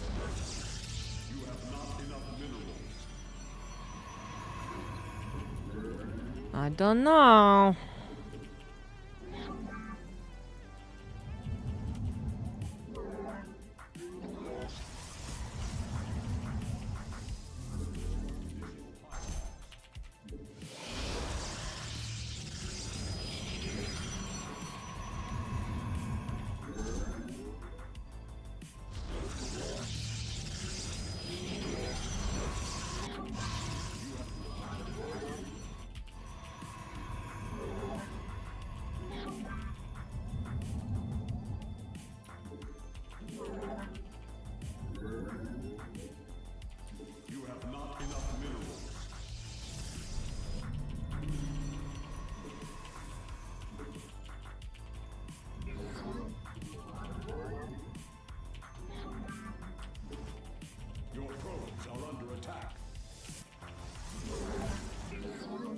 Oops. Supposed to put the side max score down first. Ma'am.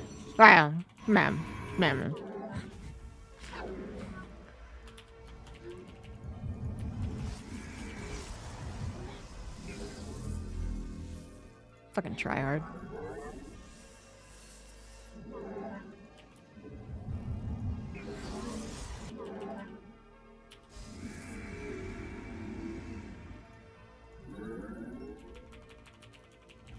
Oops.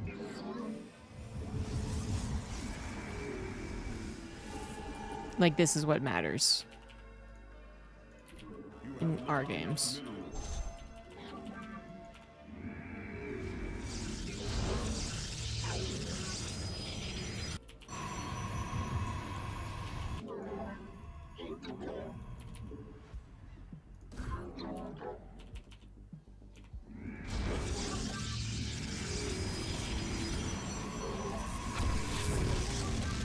Okay, he mistimed that. Born shall persevere. Give us your command.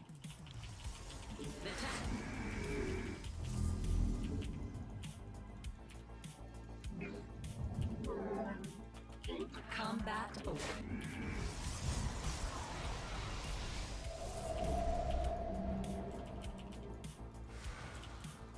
Forward. We are one mind. What? That must be hallucination, right? To the Deadlock. Let none deter. Not gonna lie, initially it did scare me. Ire shall be reclaimed. Oh, I'm gonna spell it. Fuck, where's that where's that probe? You seek guidance? I sent it back somewhere. No, I sent it back. Yes. No. Oh, Discovered us. feels bad, man.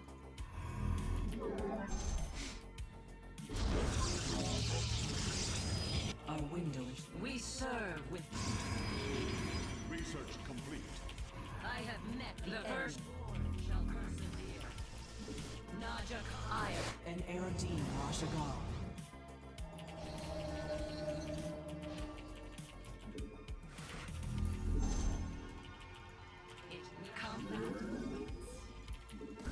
Give us your command.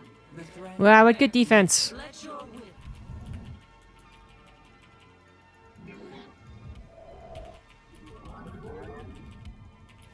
Yes, executor.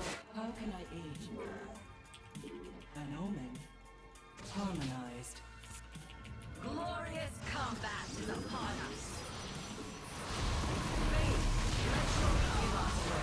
We serve with pride. Ire shall be with.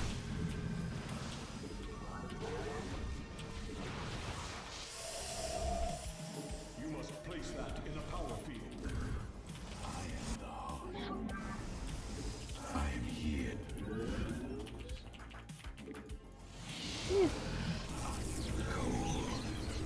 You seek guidance? Get him. Nice.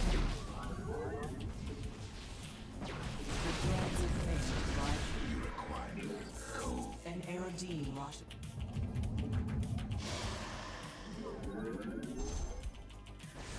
Uh-oh. I'm still dead.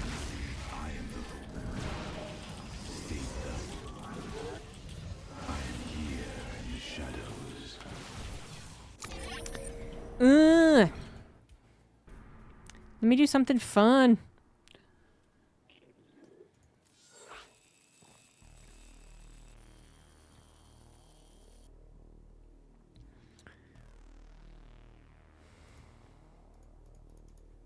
Yes, there's one EvoCast. I do not code.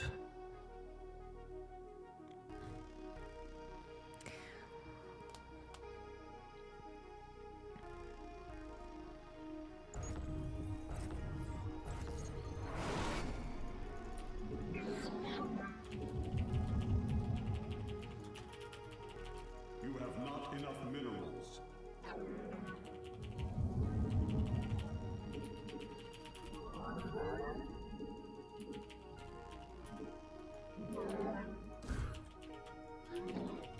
You have not enough minerals.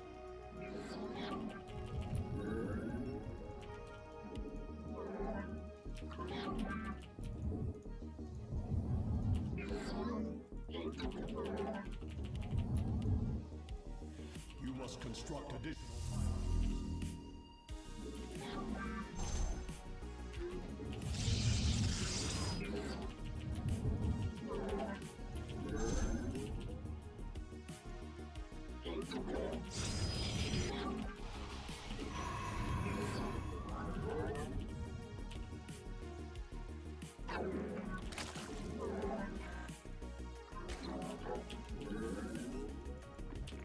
Zap.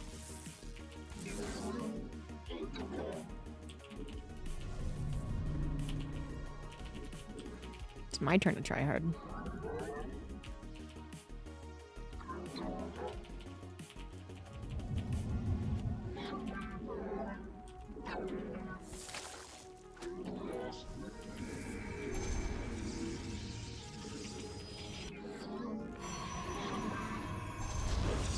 You have not enough minerals.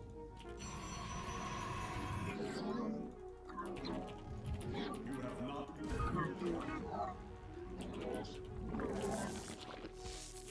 You have not.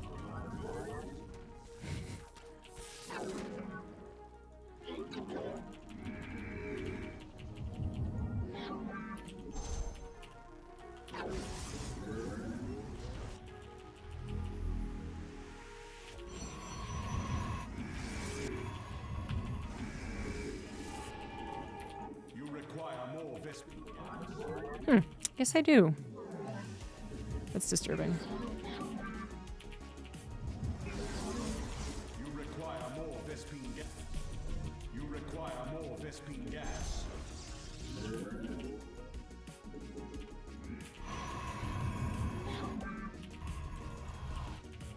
You require more Vespene gas. Shall persevere. Let your will. Najakar.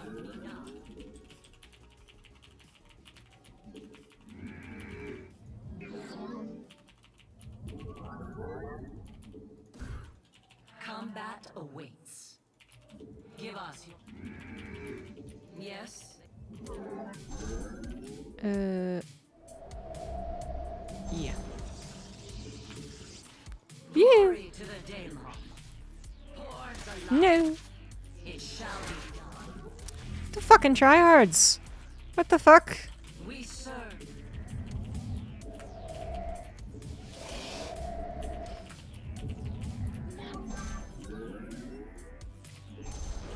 Where shall we march?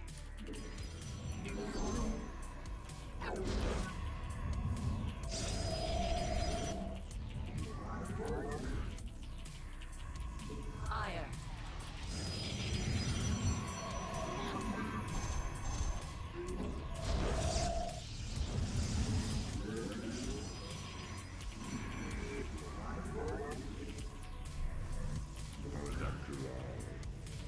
Get him.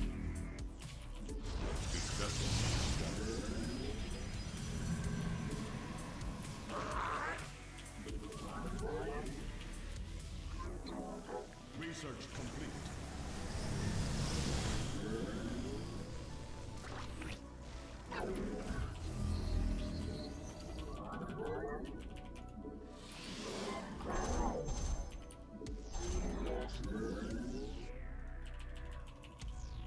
System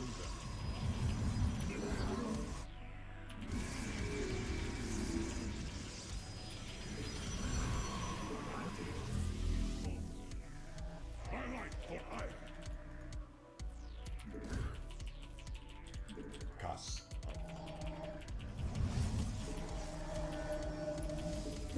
Thank you. I try to be entertaining.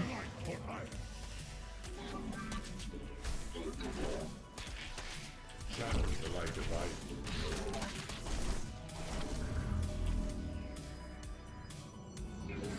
The firstborn shall persevere.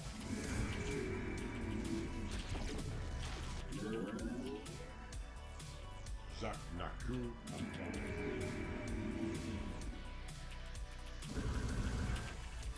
We've not enough.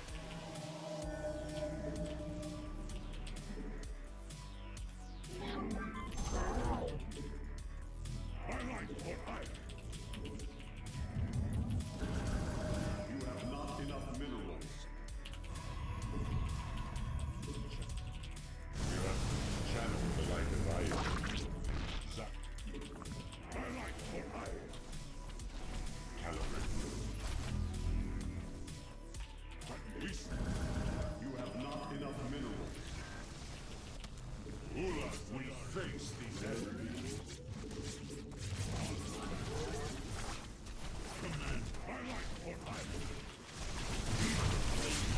Justice be done.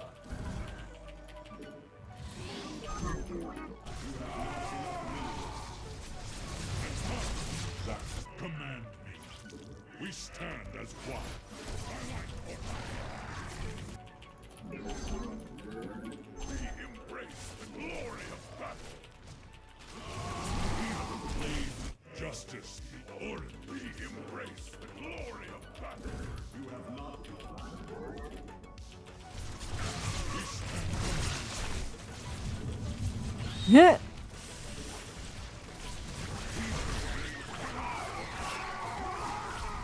Think he's got enough now.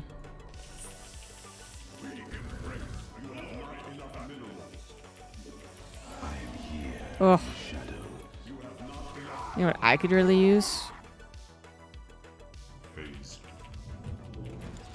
Immortals.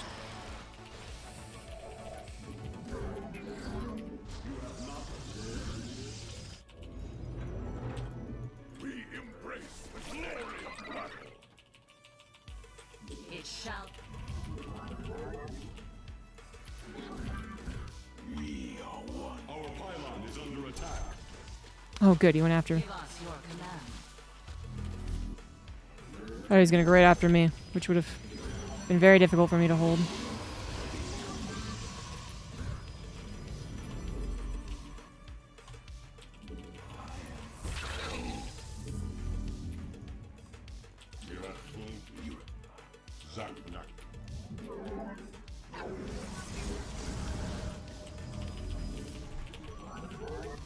Mineral field depleted.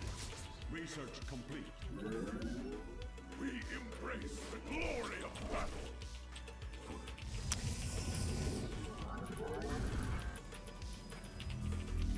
Not enough assault. They Templar. I return to serve. Assault. They Templar. The merging is complete. No. Mineral field depleted. Not enough. No, I need more Chronos. I will. We have full power. Najakar. Give us Najakar.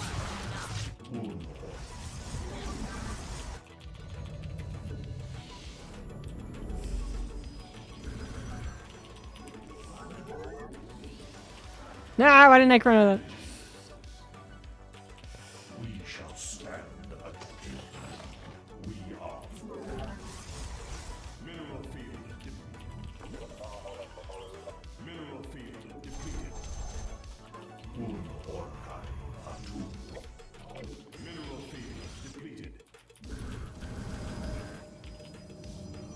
My custom. My life, the eye of the power. Jesus.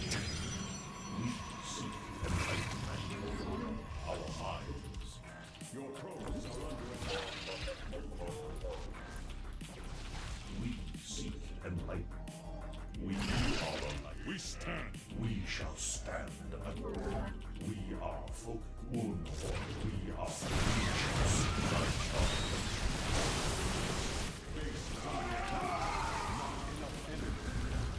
Jesus. Okay.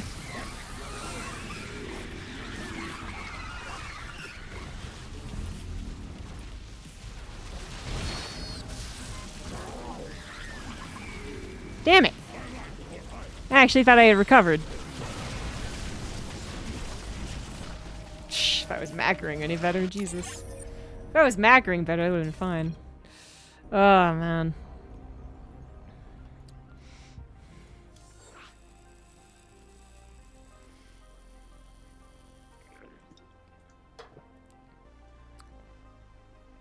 He's not scared of the storms.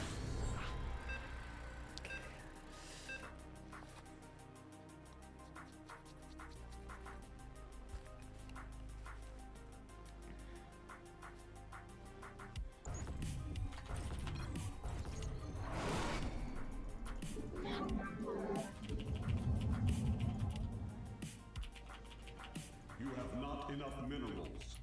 You have not enough minerals. been a long time since I played this map. They don't even play it in the open cups.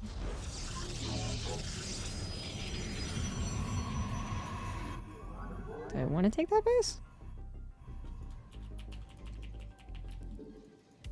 I guess.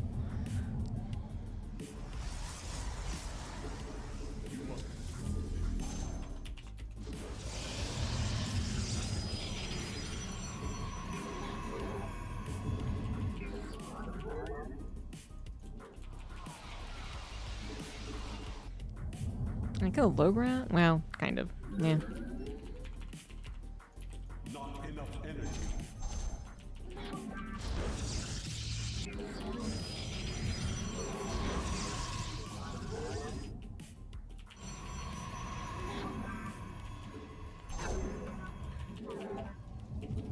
You have not enough minerals.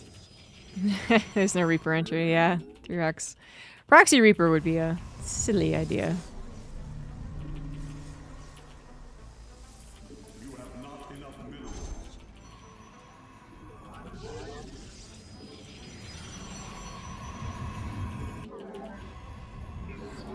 You have not enough minerals.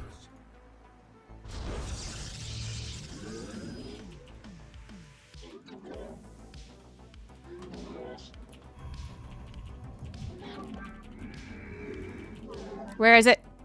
Where is it?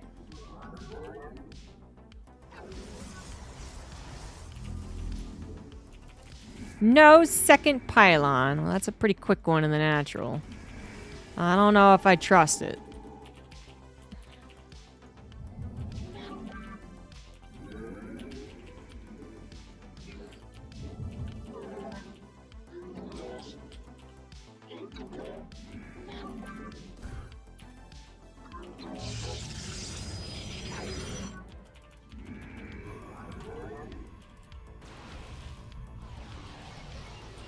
Yeah, Stalker Sentry. We're fine. Glory to the Deadlock. Give us your Naja.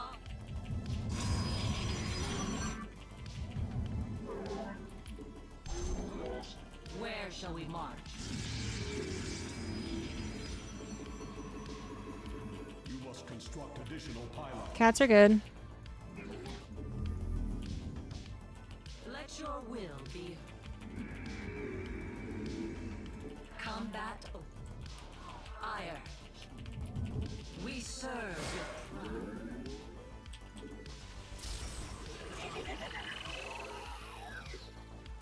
Forward. The Templar. Mark. Yes. You went for Robo first too? Really?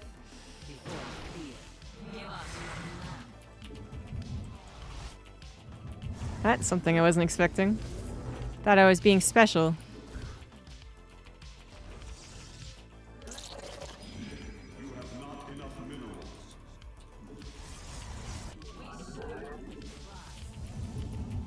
Thinking the same thing.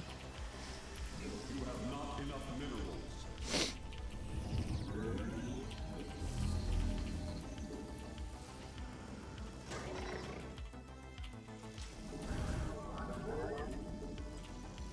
Give us your. The firstborn shall persevere.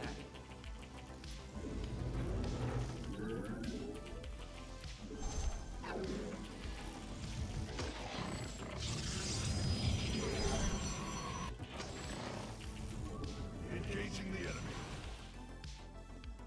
Shazul.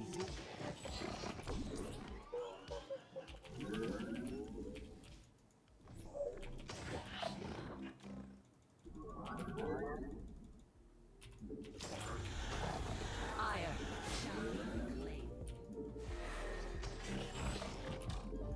Combat ire. Spare none.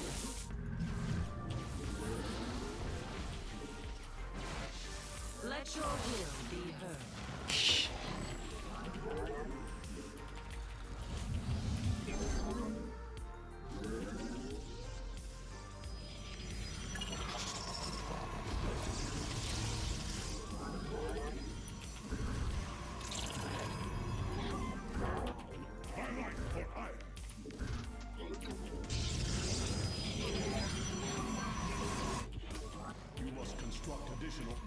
Yeah.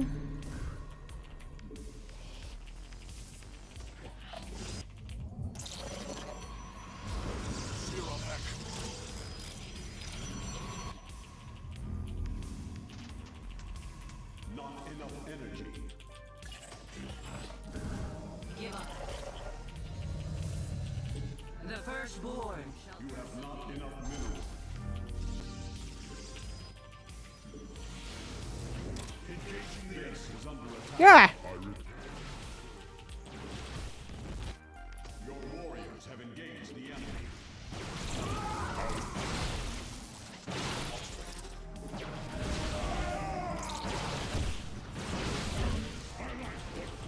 Not fair.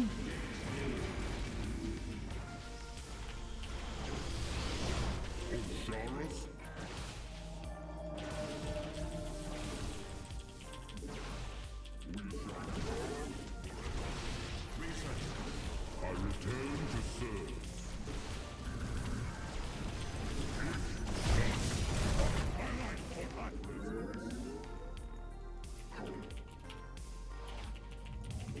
Not enough energy. Lost my warpism. You have not enough minerals. IP.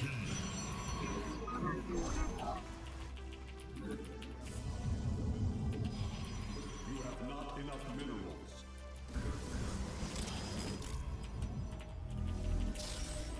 You have not enough minerals. You have not enough minerals. They didn't seem that blink, did they? You have not enough minerals. You have not enough minerals.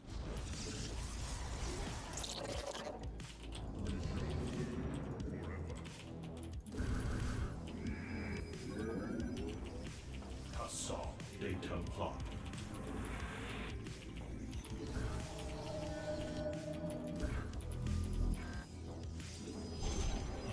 Assault data plot. Assault data plot.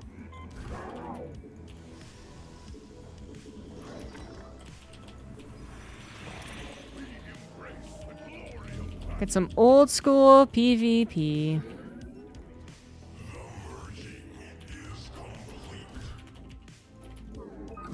Mineral field depleted. You must replace that. You have not enough minerals. Custom. Highlight for We are.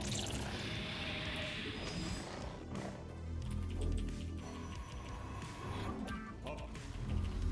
The merging is. You must replace that. By your will. Custom. Highlight for Just jam them on in there, you know? No cleverness needed.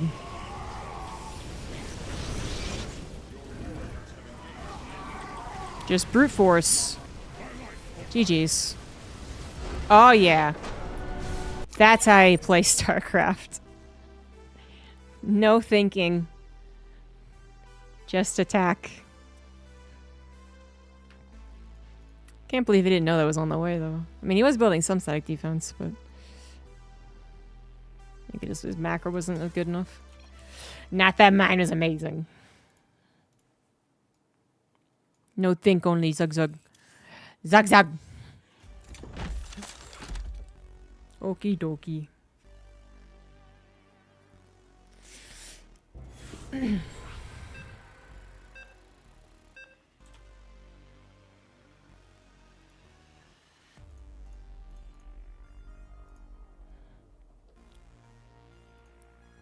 I think it's the same. I played this guy before. I don't remember which one it was.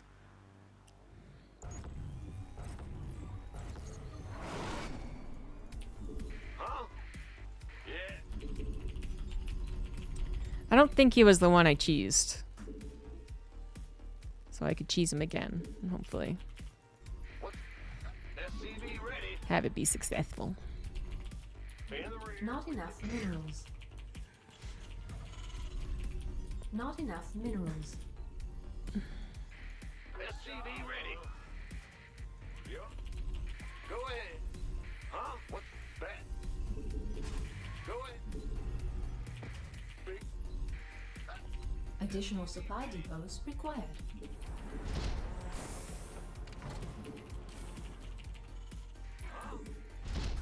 In the rear. What's going on? SCV ready. Bad news? Go ahead. Yep. Our SCVs are under attack. SCV ready.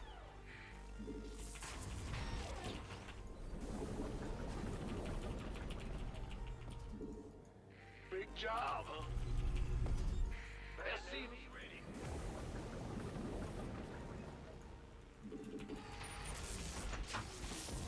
Ah! You scared me! Sure thing. SCV ready.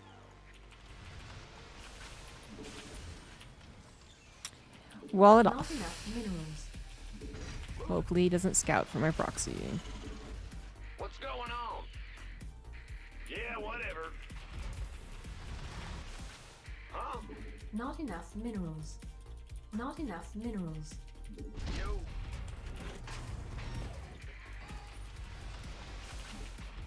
Command center upgrade.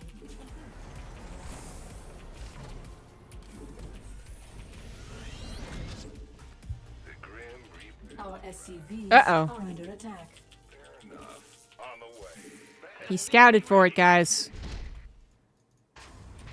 What's it worth? Big job. In the rear. Bad news. Now I gotta play what? Like a regular game? Ah, it's terrible. That sounds horrific. What's going on? Uh-huh.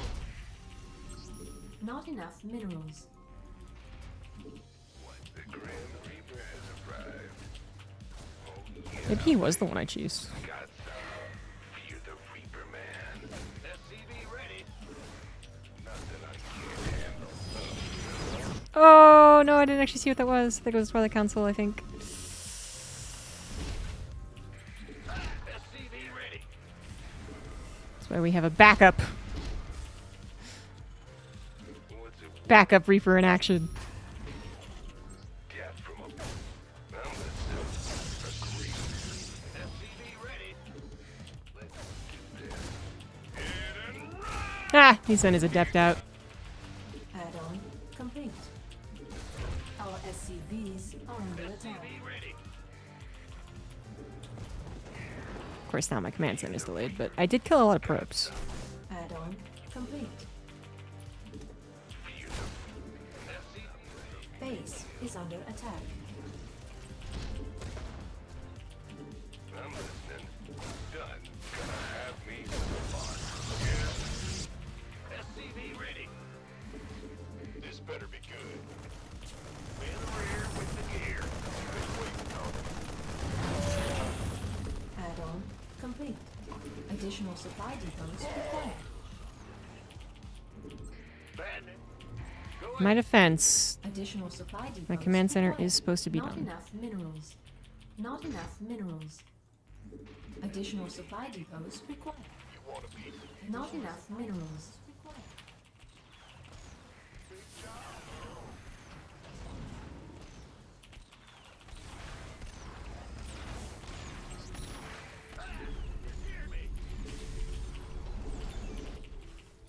Not enough minerals.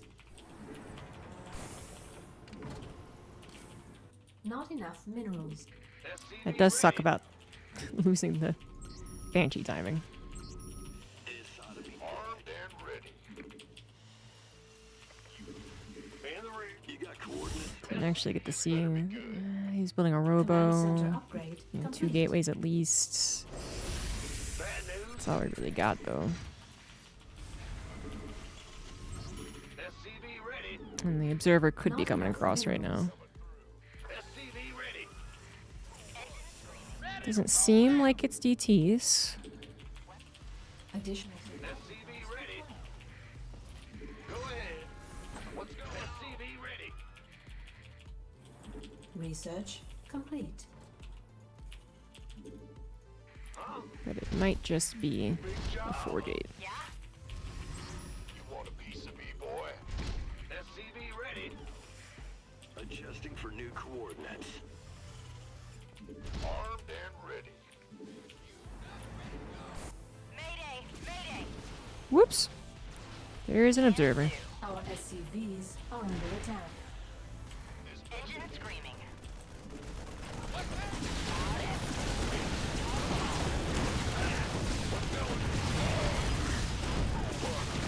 SCV ready.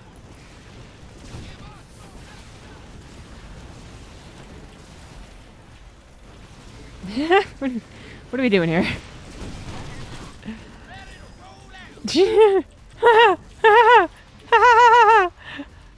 He lost. He lost his warp prism. To one Marine. What's our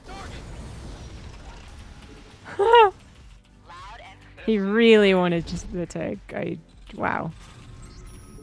It's so funny. I was like, Insufficient investigating do I have any other anti-air? Obviously not, as my Cyclone just patrols fucking uselessly. God damn it. In the rear. There's something in the way. There's nothing I could do to ensure that's like that warp prism died. Well, it did anyway, so. mineral field depleted.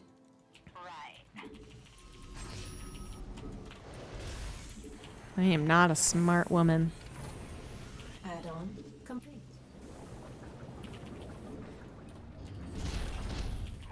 SCV ready. Yo. What's going on? Call the ball. Mayday! Mayday! Let's have a Wait, what? SCV I ready. didn't even realize I made 3 banshees, but I'm kind of glad I did. Got my ears on. I like it actually. Huh? You're on the ball. SCV ready. Kaboom, baby! Not enough minerals. SCV ready. Go, go, go! SCV ready. This better be good. Comms open. By the... SCV ready. Who wants? Ready for dust off.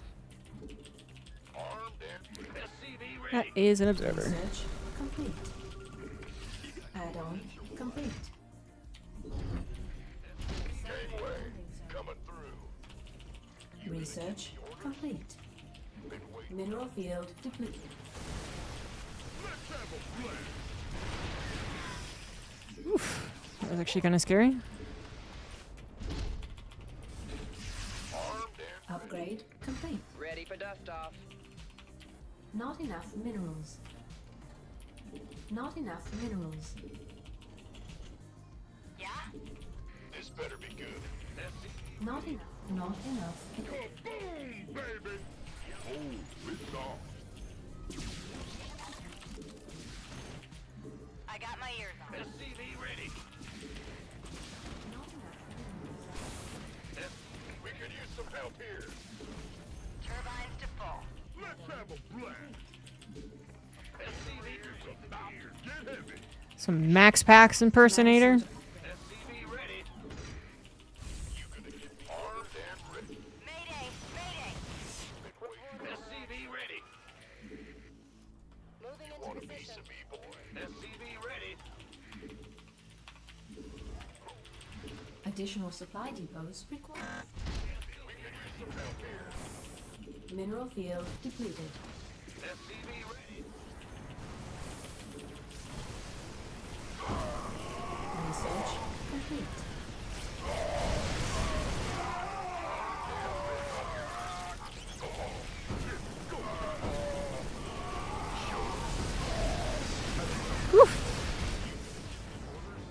Ready for dust off.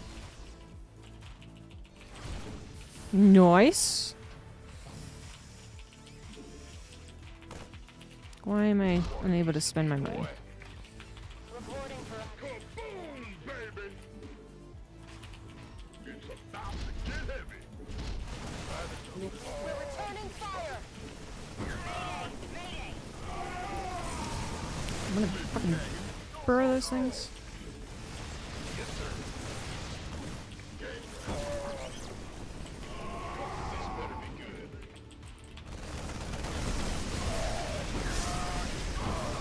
Now ready for dust off.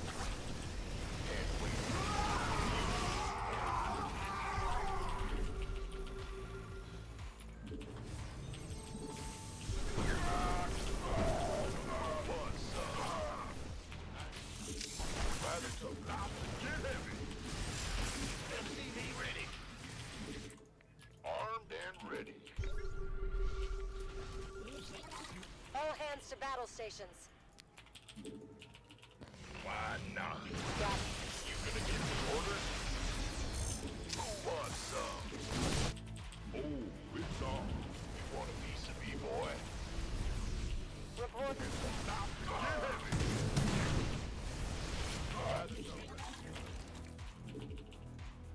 We have you on screen. We could use some help here. Roger that. Ah! This better be good.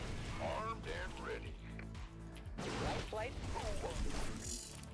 But you gonna give me orders? Reporting for action. Oh, it's on. All hands to battle Unacceptable stations. landing zone. You gonna give me orders? That's numbers, boys. Gangway, coming through. It's go time. Drop it. This better be good. We could use some help here. It's about to get heavy. Whoop. You want a piece of me? Mineral field depleted. Talk. Now what? Boom, baby. Looking forward. Go ahead. Been waiting on you. Mineral field. Oh, it's on. Show. Armed and ready. Unacceptable landing zone. I'm not building Vikings fast enough. Get me out of this mess. Aw. Oh, that's numbers, boys. This better. You can. It's about to get heavy. Ready to plunder. Fight or flight. Ghost reporting. Armed and with you. Go time. Aw. Mineral field. You want a piece of me, boy? Unacceptable landing zone. Oh, it's on. Kaboom, baby. Additional supply depots required. Come again. Solo up. Ah, no! Additional supply depots required. Mineral field depleted. Go, go, go. Additional supply depots required. Our SC base is under attack. Command center. No. Field depleted. Armed and ready. Damn it. Upgrade complete. Ah. I'd rather be in the Protos's position. Additional supply depot. Want a piece of me, boy? All hands to battle stations. I Additional supply. did some good damage with the Liberator early on, but we're Additional in supply straight up depots late required. game. Give me the sit rep. Bad news? Upgrade complete. Deploy. Somebody, get me out of this mess. Your forces. Additional supply depots required.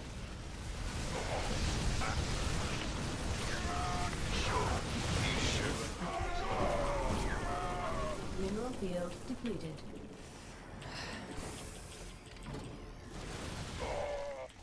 Now what? Who wants some? This better be good. Where the fuck are my Vikings? Me, boy. Your forces are under attack. Kaboom, baby. Vespine geyser exhausted. Solo. Ready to play. Base is under forces. Jesus Christ. You know, I meant to throw it on an EMP right there. Not enough energy.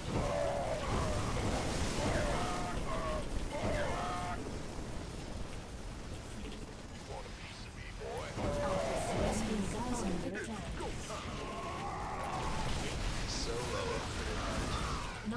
minerals. Mineral field depleted.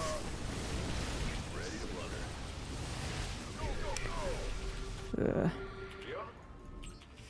This better They never remake a fourth base. Guess I'm screwed. Sounds like Oh, there it is. Still think I'm screwed. King on the Colossus was good, but not enough. coming through. Go on. Let's get it. Ready for dust. Go time. I'm too rusty. Big job. Take on a late game. give me the sit rep. Not enough minerals. Solo operative, right? SCV ready. Not enough minerals. Go, go, go. Disruptors. Great. Again. Out with it. We could use some help. Mineral field. Upgrade complete.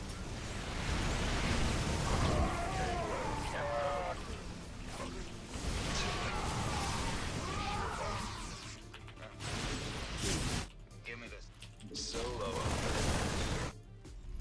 Base is under attack. Come again. Talk to me. Maybe I'm not totally dead. You're on. Light. Out with it. Not enough minerals. This better be good. Kaboom! Somebody, get me out of this mess. Mineral field depleted. Go, go, go. SCV ready. Of course. Give me the sit rep. Want some? Somebody, get me out of this mess. Ghost. This better be good. Command center upgrade complete. Ready for dust off. Nope. It's not enough Terran army. Mineral field depleted. Mineral field depleted. I can't build. Never started 3-3. Not enough. Go, go, go. Where's the emergency? Ready for dust off. Copy that. Talk to me. Give me the ghost reporting. Our SCVs. God damn it! Mineral field depleted.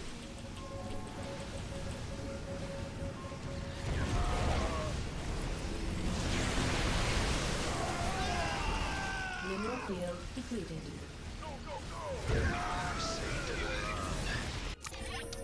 Ah! This is such a beatable Protoss if I'm not so rusty.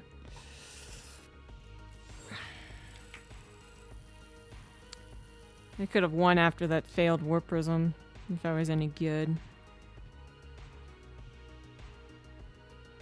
We never threw that game. Even after the Warp Prism, it's like, it's not, you know, if you're just bad at the game, it's not throwing. But I was never in that advantageous of a position. Man in the rear. Big. Huh? I should have been, Not but I enough wasn't. Minerals.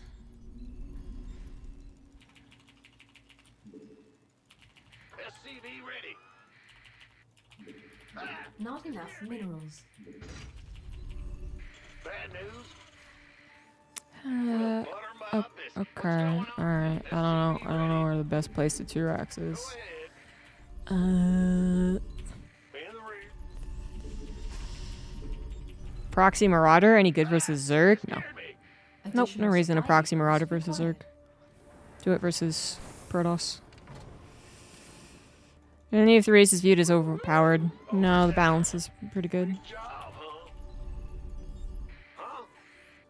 SCV ready. Not enough minerals.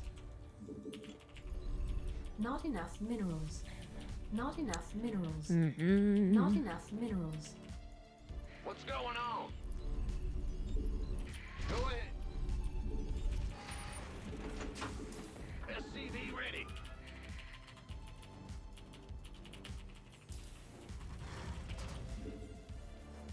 About a year or two ago, you thought Terran was overpowered? What? SCV ready. Okay, then. I can't build here. No. I mean, 2 years ago, Rainer won EWC. SCV timeline we're talking about? Nah.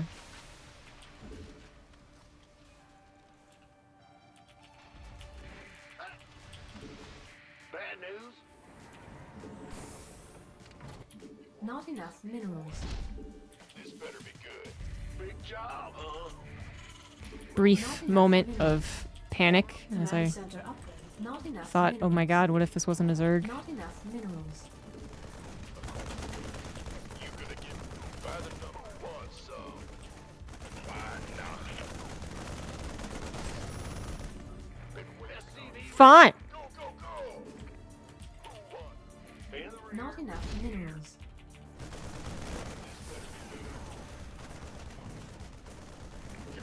SCV ready.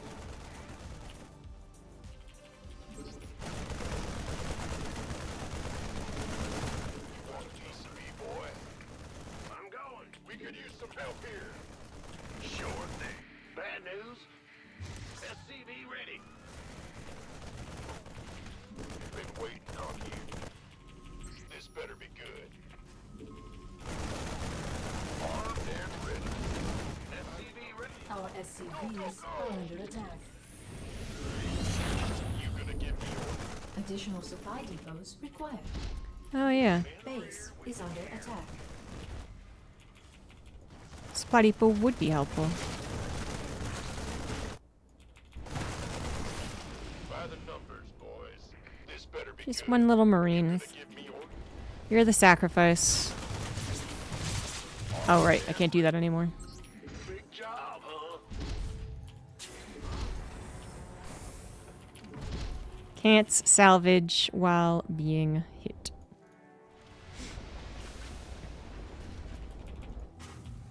Been waiting. SCV ready. Go ahead. Base add-on is under attack.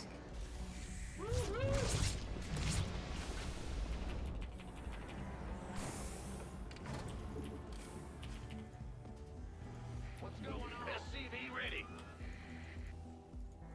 Oh yeah. Ah! You scared me.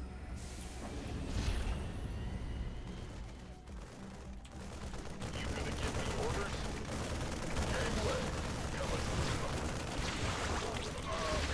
See, even if it is this Ravager attack, killing the Overlord's pretty helpful.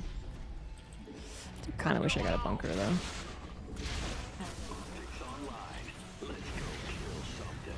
Just to be super safe.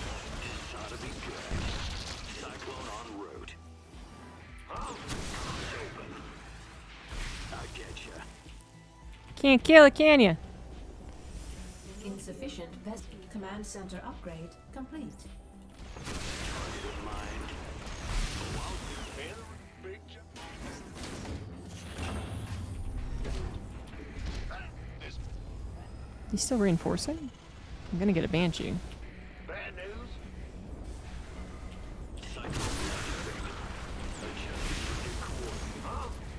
Show me who you want to die. Engine screaming. Optics online. Let's go, kid.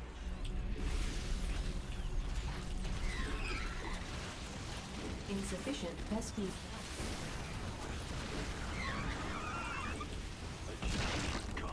Holla back. Oh, I would say that was unsuccessful for the guy, huh? Big job, huh? Go ahead. At least he's alerted to the Banshees. What's going on? SCV ready. Research complete. In the rear. Bad news? Receive. Engine screaming. SCV ready. Command center upgrade complete. Yeah? Roger that. I got my ears on. SCV ready. It'd be hard for him to keep that alive. SCV ready. Go ahead. SCV ready. SCV ready. Right. SCV ready. Engaging. SCV ready. You're messy. SCV ready. SCV ready. Mayday! Mayday!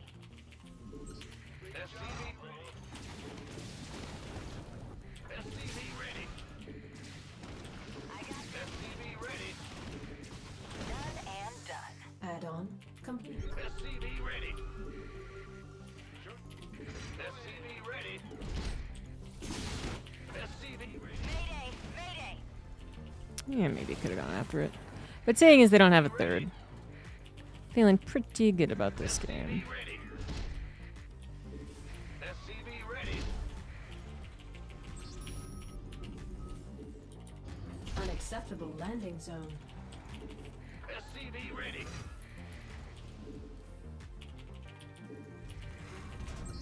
What's going on? Go ahead. Show me who you SCV ready. Break down our rocks, why Got my not? ears on. Yeah? Call the ball. SCV ready. Ah! SCV ready. Queued up, ready to go. Not enough energy. Do want to know if he's going to beat us. That's why I got the engineering bay. SCV ready. I got my ears on. SCV Mayday! Mayday! Oops, Daisy. SCV Sorry, Banshees. some help. SCV ready. Not enough minerals. Daylight's burnt. Light it up. What's going on? Our SCVs are under attack. Well,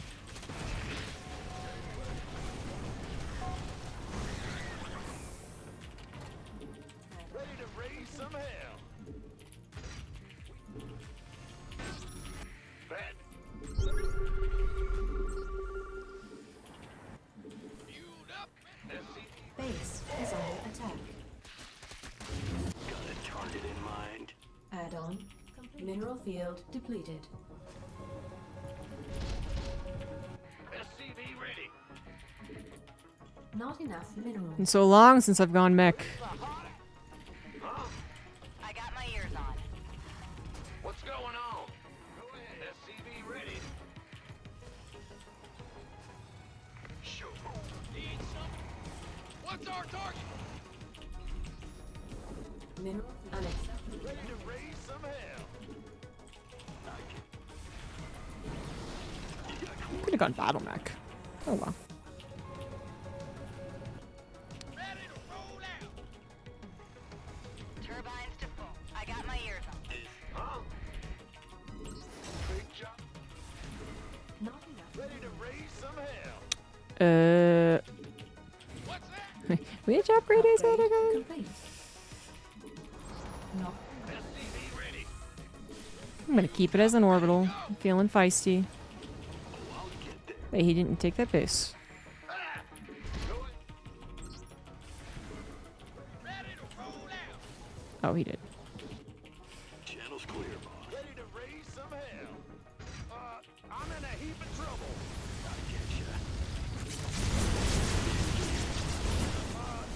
command center. Research. I just barbecued your entire drone line. You know, Liberation is at hand. feels good, man. Course set. Insufficient Vespine gas. Base is insufficient Vespine gas. In the rear. Go ahead. Boy, Insufficient Vespine gas. ready to raise some hell.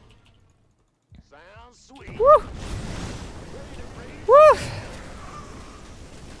ready to raise some hell. Oh my god, the drone transfer is so good. Coming in. Research.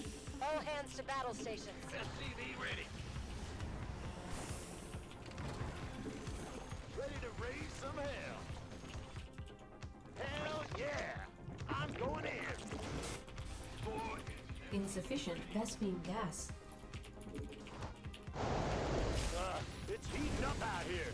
Ready to raise some hell. Flight plan is locked. Ah, infestors. Returning fire. Go ahead. This better be good. By the ready to raise some hell. Insufficient Vespine gas.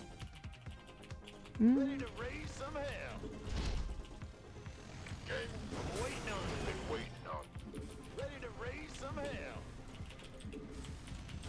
One. Armed and ready. Additional supply depots required.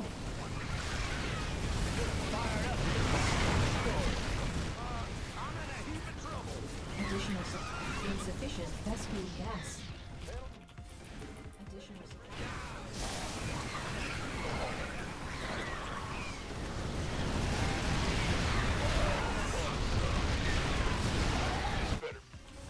Are you ready for GG. insufficient rescue gas. Yep. some hell? GG. Ugh. Can still do some things correct.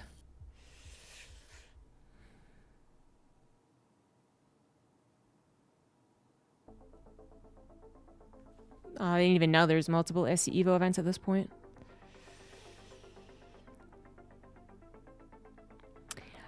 Yeah, Random Hyper 1, I considered that when I asked what he meant about skirmish. And then his answer was something about how games are made. And then I was like, okay, I guess.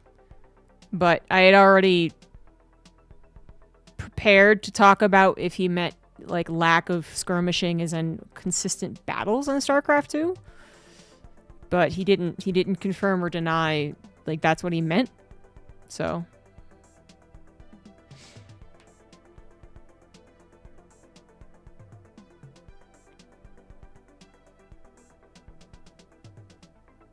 He did then explain almost as if a separate conversation that Brood War maps are different, which I had already gone over in a cast. So he might have meant what you said, and I could go on a spiel about that, or he might not have. The communication was less than stellar from that particular person. Scouts being cheaper makes a lot of sense.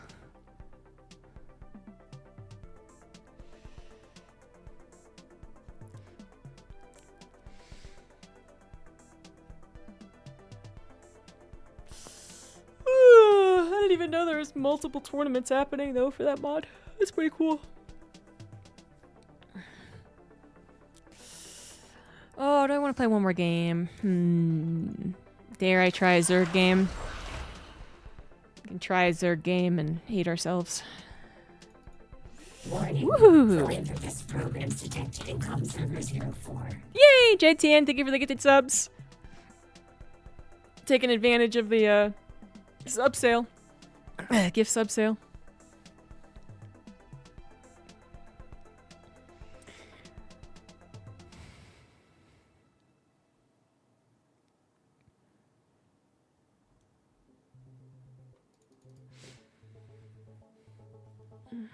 I'm not grubby.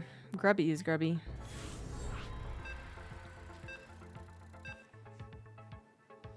Kind of depends on the matchup and the context, but I would say in general, yeah, StarCraft 1 has more multi-engagement occurrences.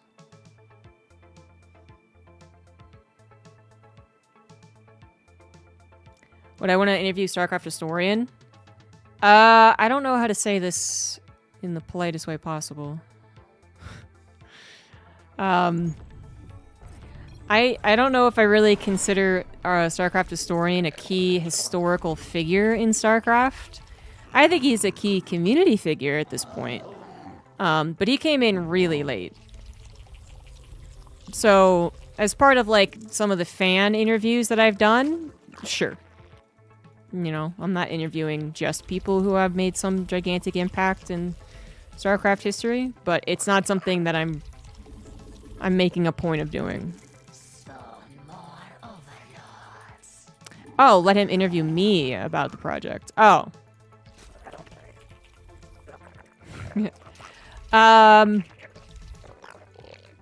No, I wouldn't bother getting someone to interview me about it. I mean, I interviewed myself when I made the Kickstarter trailer, so if I really wanted to include myself, I would just interview myself. So. Thank you, Scout C Justice, for also taking advantage. Appreciate it. Okay. Yeah, that's fair enough, yeah. He got both my potential hatcheries.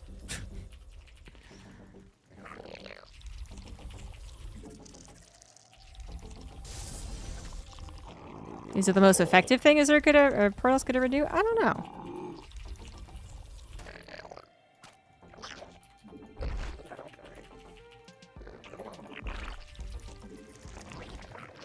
Time to all in. Very really lame all in.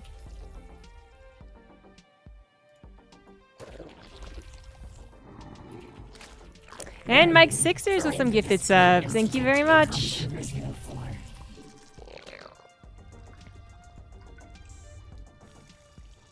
You thought I was gonna all in him? I mean, that's what Hyper 1 would have done. Yeah, okay.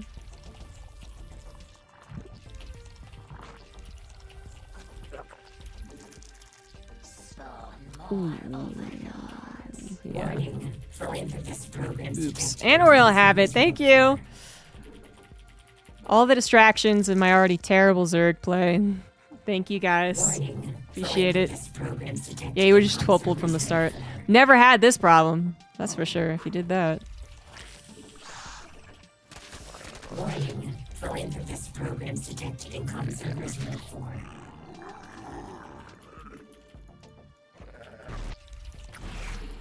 Warning. Full interface programs detected in comm Exactly. You can't get natural blocked if you don't take a nat.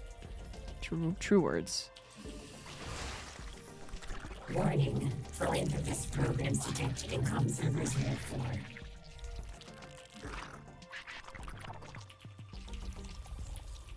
Warning. Ah, stupid increased price on the freaking queen. I can make fun of a dark supply block. He's supposed to not get supply blocked. I'm basically supposed to get supply blocked. Let's be real.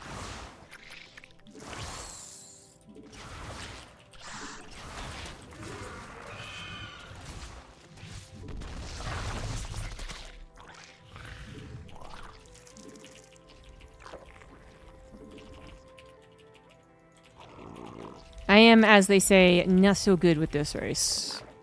Not so good.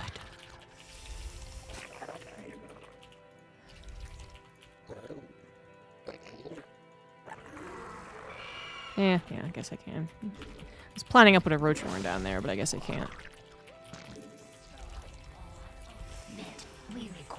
Fuck.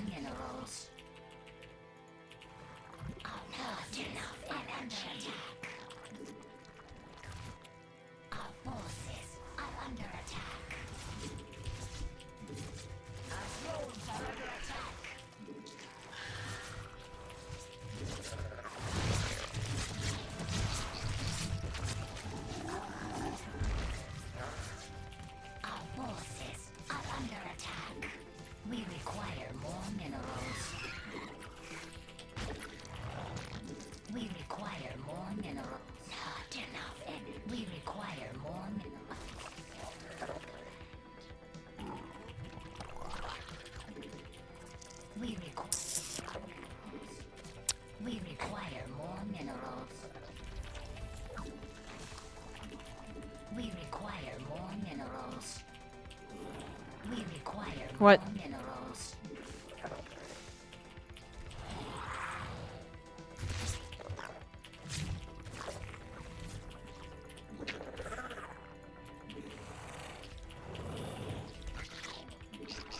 Okay, I don't know why I didn't go after my drones right there.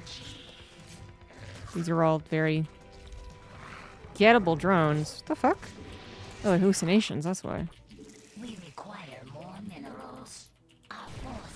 Oh my god, he's gonna Immortal Sentry all in me.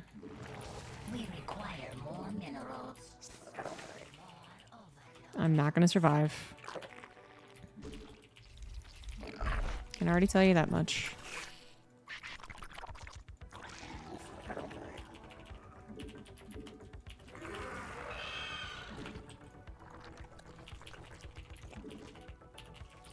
Oh my god, I have so few drones, man. Jesus, I should be building army right now.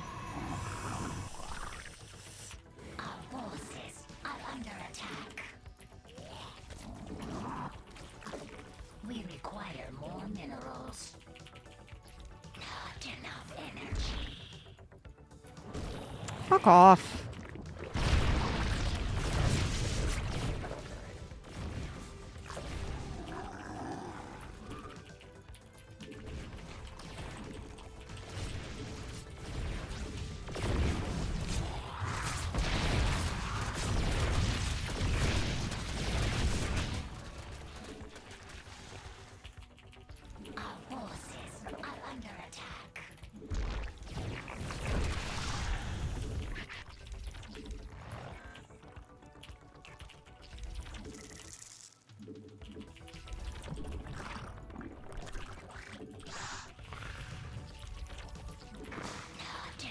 It's like beating up on a blind person.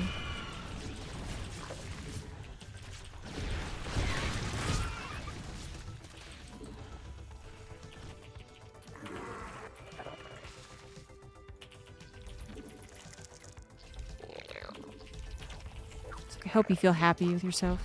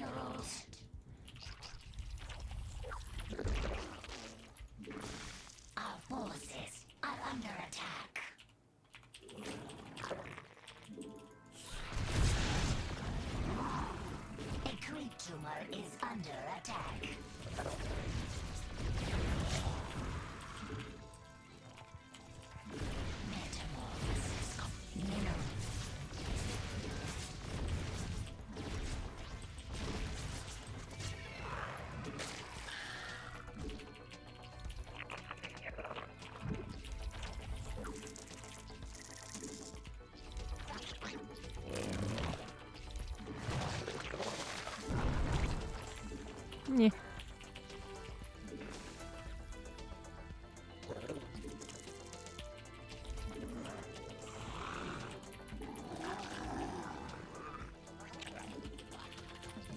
We require more Vespine. Our drones are under attack. Oh. Mutate.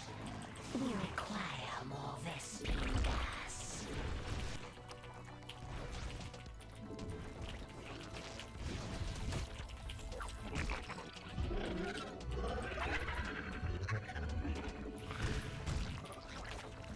We require more Vespine. Not enough energy.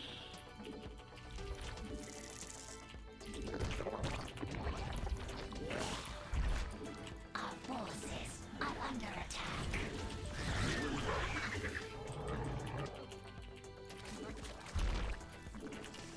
We require more Vespine.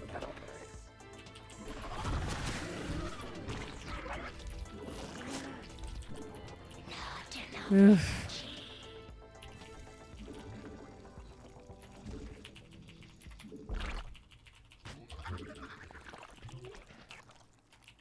Mineral field depleted. I don't know why I'm not dead yet, but apparently I get to play this game now. Are under attack.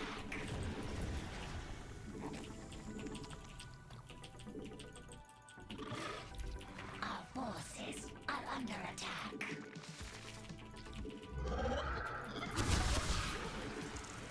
We require more Vespine gas. Not enough energy.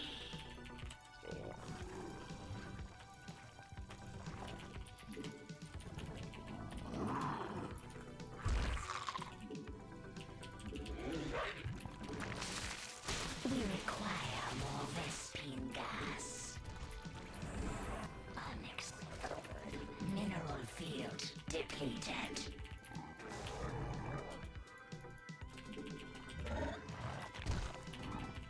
Not enough energy. I would never take the base that makes the most sense. That would make too much sense. Fuck. Metamorphosis. Our forces are Fuck. under attack.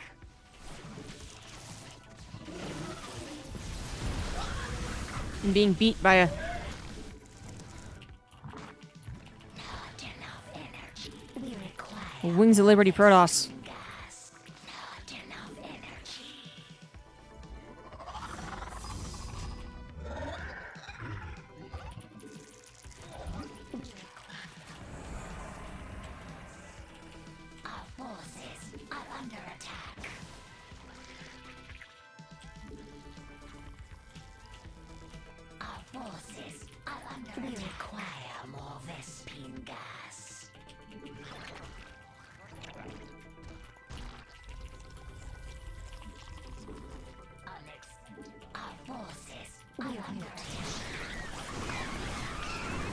Why no gas?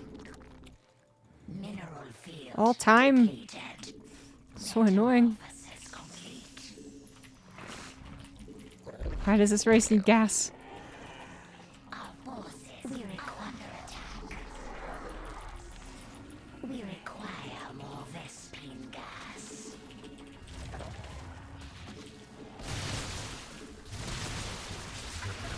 The hive clusters our forces are under attack.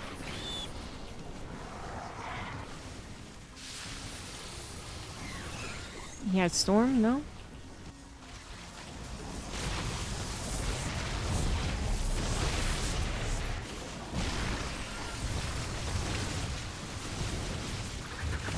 Metamorphosis complete. Our forces are under attack. The hive cluster is under attack. We must place that on creep.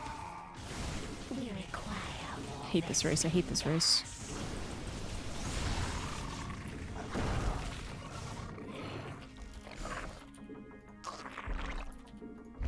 Mineral field depleted.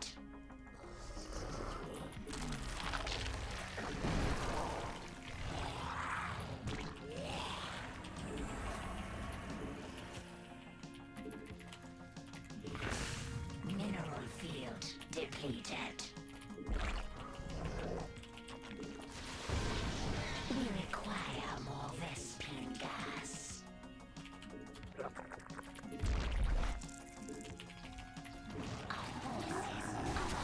Now he has storm.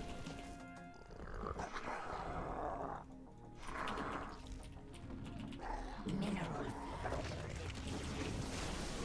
Our forces are under attack. We require more Vespine Oops. gas. Mineral field depleted.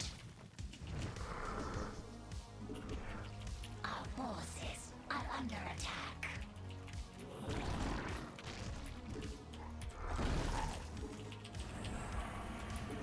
We require more Vespine gas.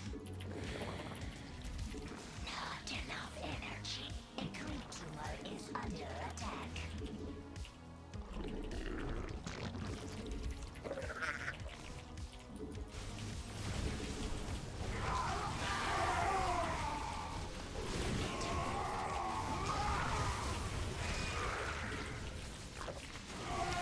Yep.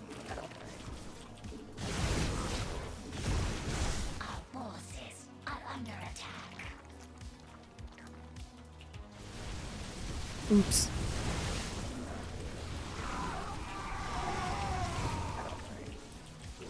Oh, he keeps pussyfooting around. Something about being scared or lurkers. Pfft.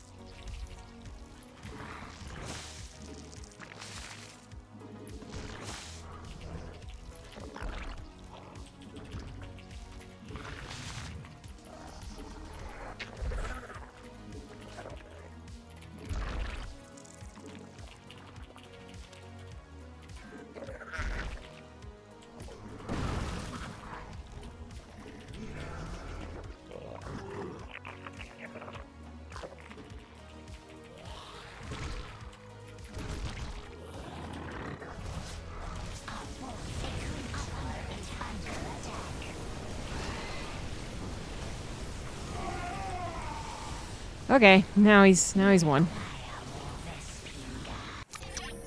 It's a terrible experience. I never want to do that again.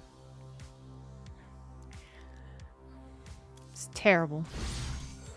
Gotta wash my mouth out. So is there a counter to Colossus? Vipers are very good as a counter. And then other than that, just positioning.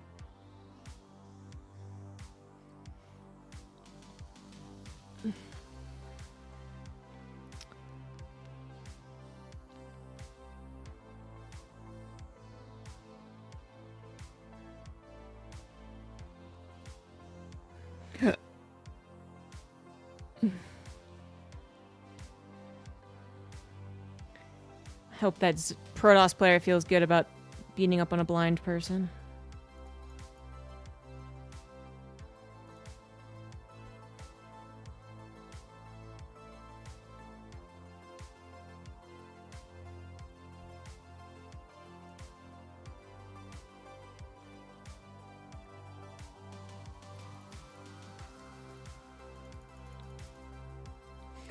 Last game, win or lose.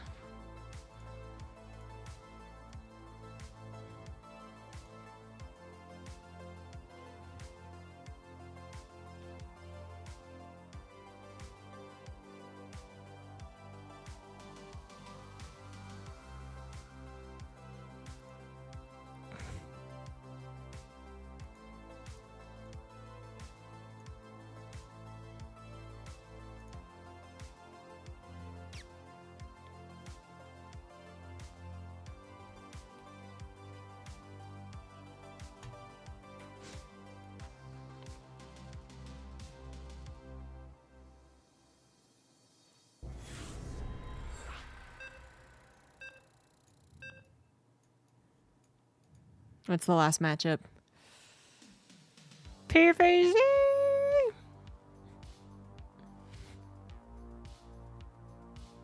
On an ancient map. Ancient, I say.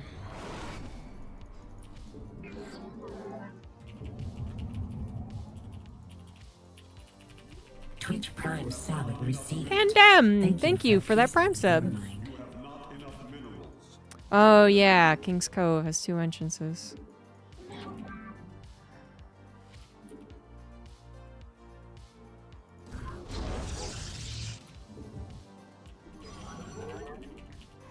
How fun.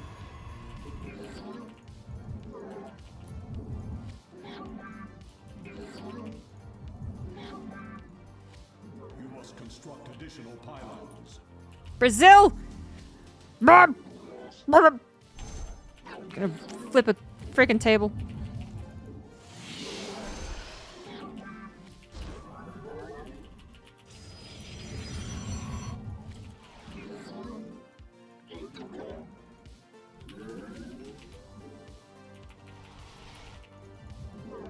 And the regions never favor us.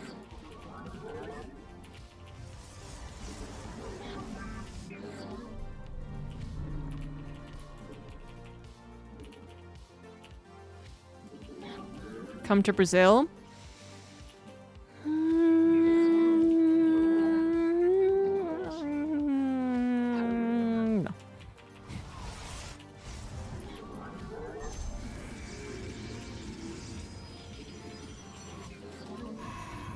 Actually, I really know nothing about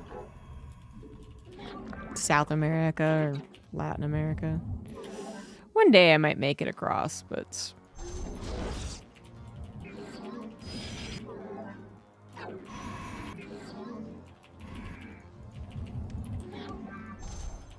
not soon.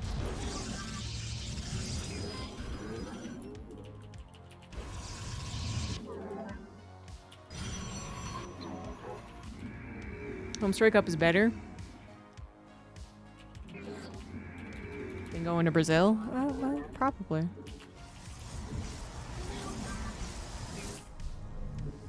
If we are talking about budgeting,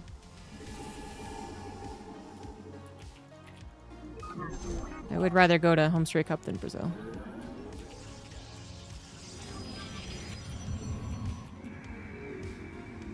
Will that pop out in the right way, or will it not? Will it or won't it?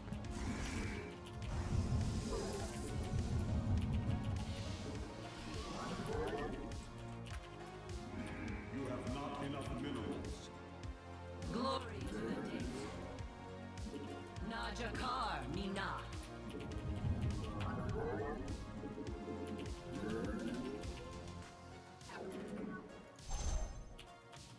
Come, give up. You have not enough minerals. This is not how the pros walled this map. But it'll do. That'll do, pig. Where shall I march? The Templar. See, Najakar Mina. We serve with pride. To glory. This queen actually might kill me. Fuck. Let your will be. No, citizens arrest. I am the heart. The skies await.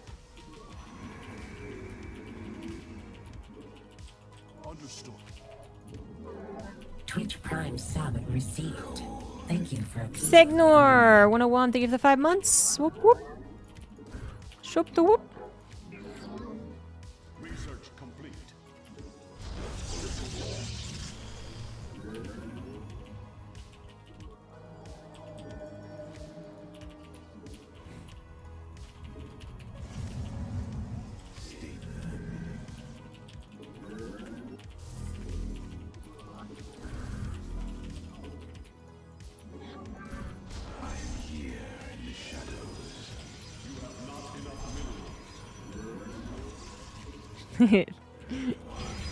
Fire in my lasers.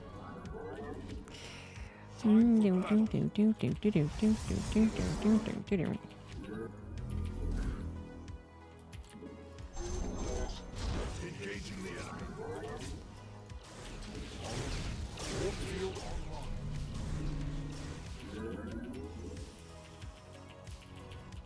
We are one. I am the voice. Engaging the enemy.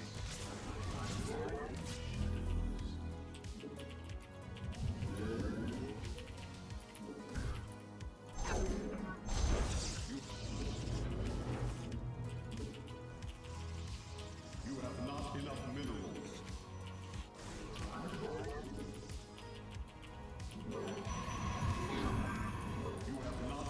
One more.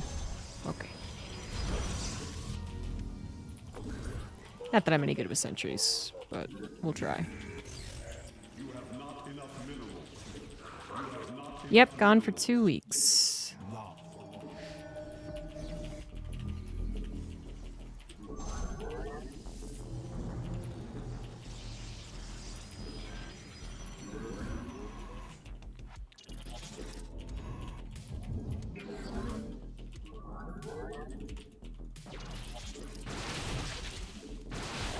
Eager to strike.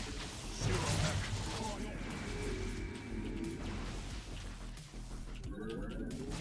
Uh-oh.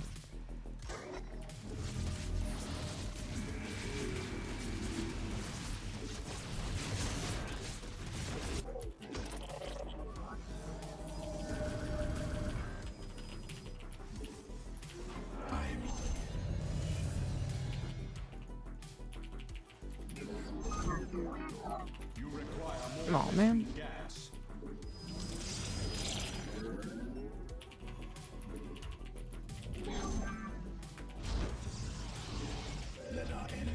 Oh shit.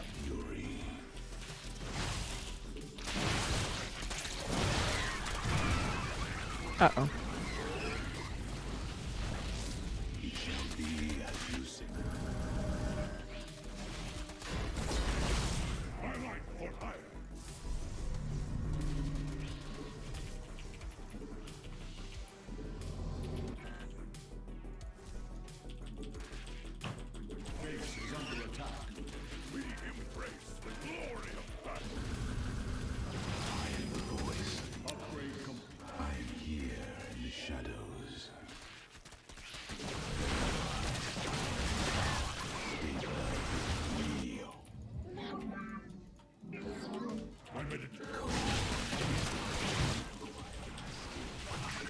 Wow, that was a kerfuffle.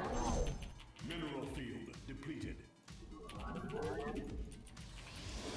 Not enough energy. You must place that in a power field.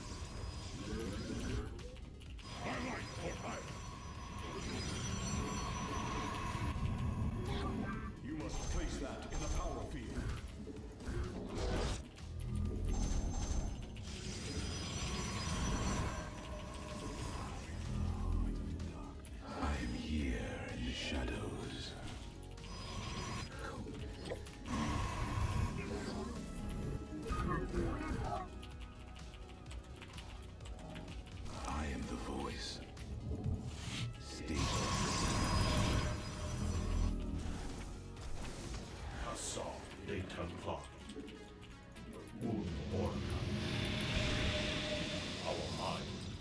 I saw something on the map. Hoping it's not Mutus. Your warriors have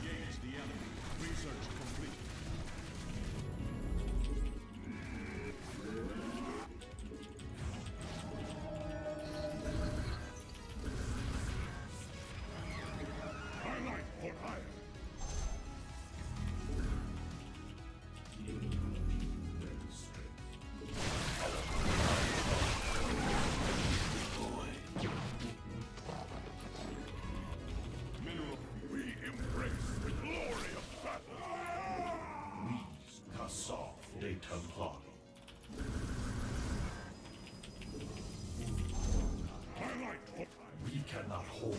No! Shoot. We stand, command me.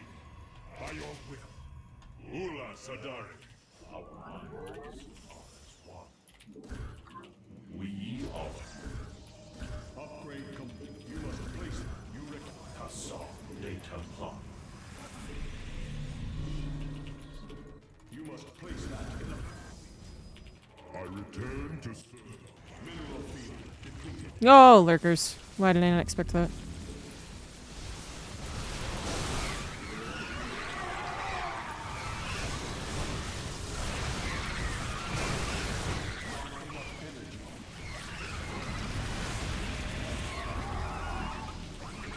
Okay. That was a very good concave.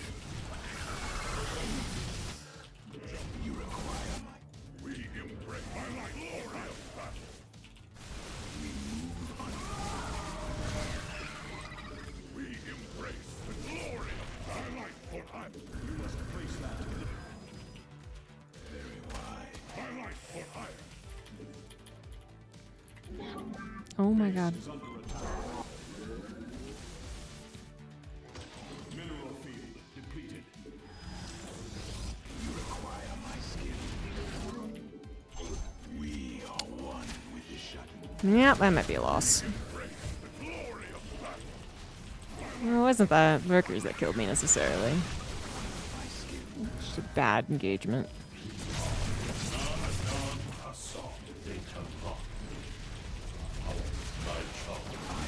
It didn't help. But should not have given them a position.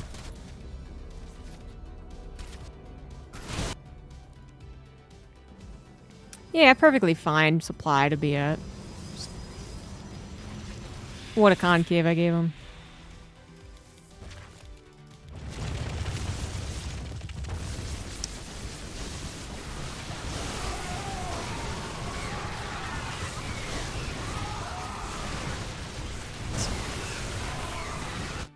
Oh, there's so many spine crawlers over there.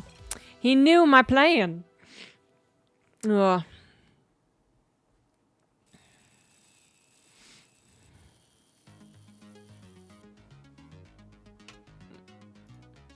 Ugly, ugly StarCraft. I did win 2 cheeses, though. That's always nice. It's my first ladder session in, like, 3 months or something? Yeah, the lesson is always cheese.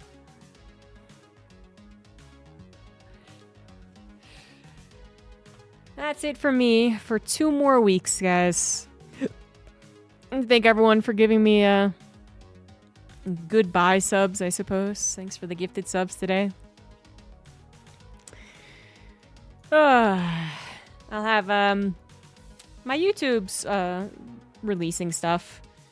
In case you want to watch any team games or ladder games or casts that we've missed. So, yep, I'll be gone for 2 weeks. I'll be back. And maybe in 2 weeks. Gives it a sub to goodbye. Thanks for Dragon. Maybe in 2 weeks we'll have some good news for StarCraft. We'll find out. Eat fish from a good fish place. That is one of the first things we're doing. I have booked a tour of the Nyeongjang fish market. And that should guarantee us some pretty high quality food. Because we did miss out last time I took my mom to Korea. I'm going to fix all the things I didn't do last time. I'll probably post pictures on Instagram. Maybe on Discord as well. So I'm going to Korea first and then Japan. So a week in Korea, a week in Japan. And it's my mom's vacation. So we're doing things for her. Oh, thanks, Magic Missile, for 100 bits.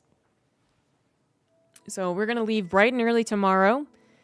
We have to get up at 5 in the morning, I think.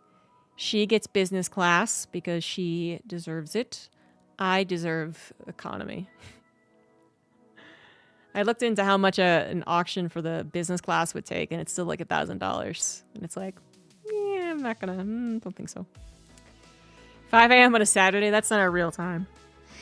That's not real. Yeah, we'll see how much of a zoo it is on the in the airport. I don't think it'd be that bad, though. I've never actually had a problem at the airport. With TSA PreCheck, they dedicated almost like an entire wing to it. So, and my mom will be in a wheelchair, so she'll have special treatment.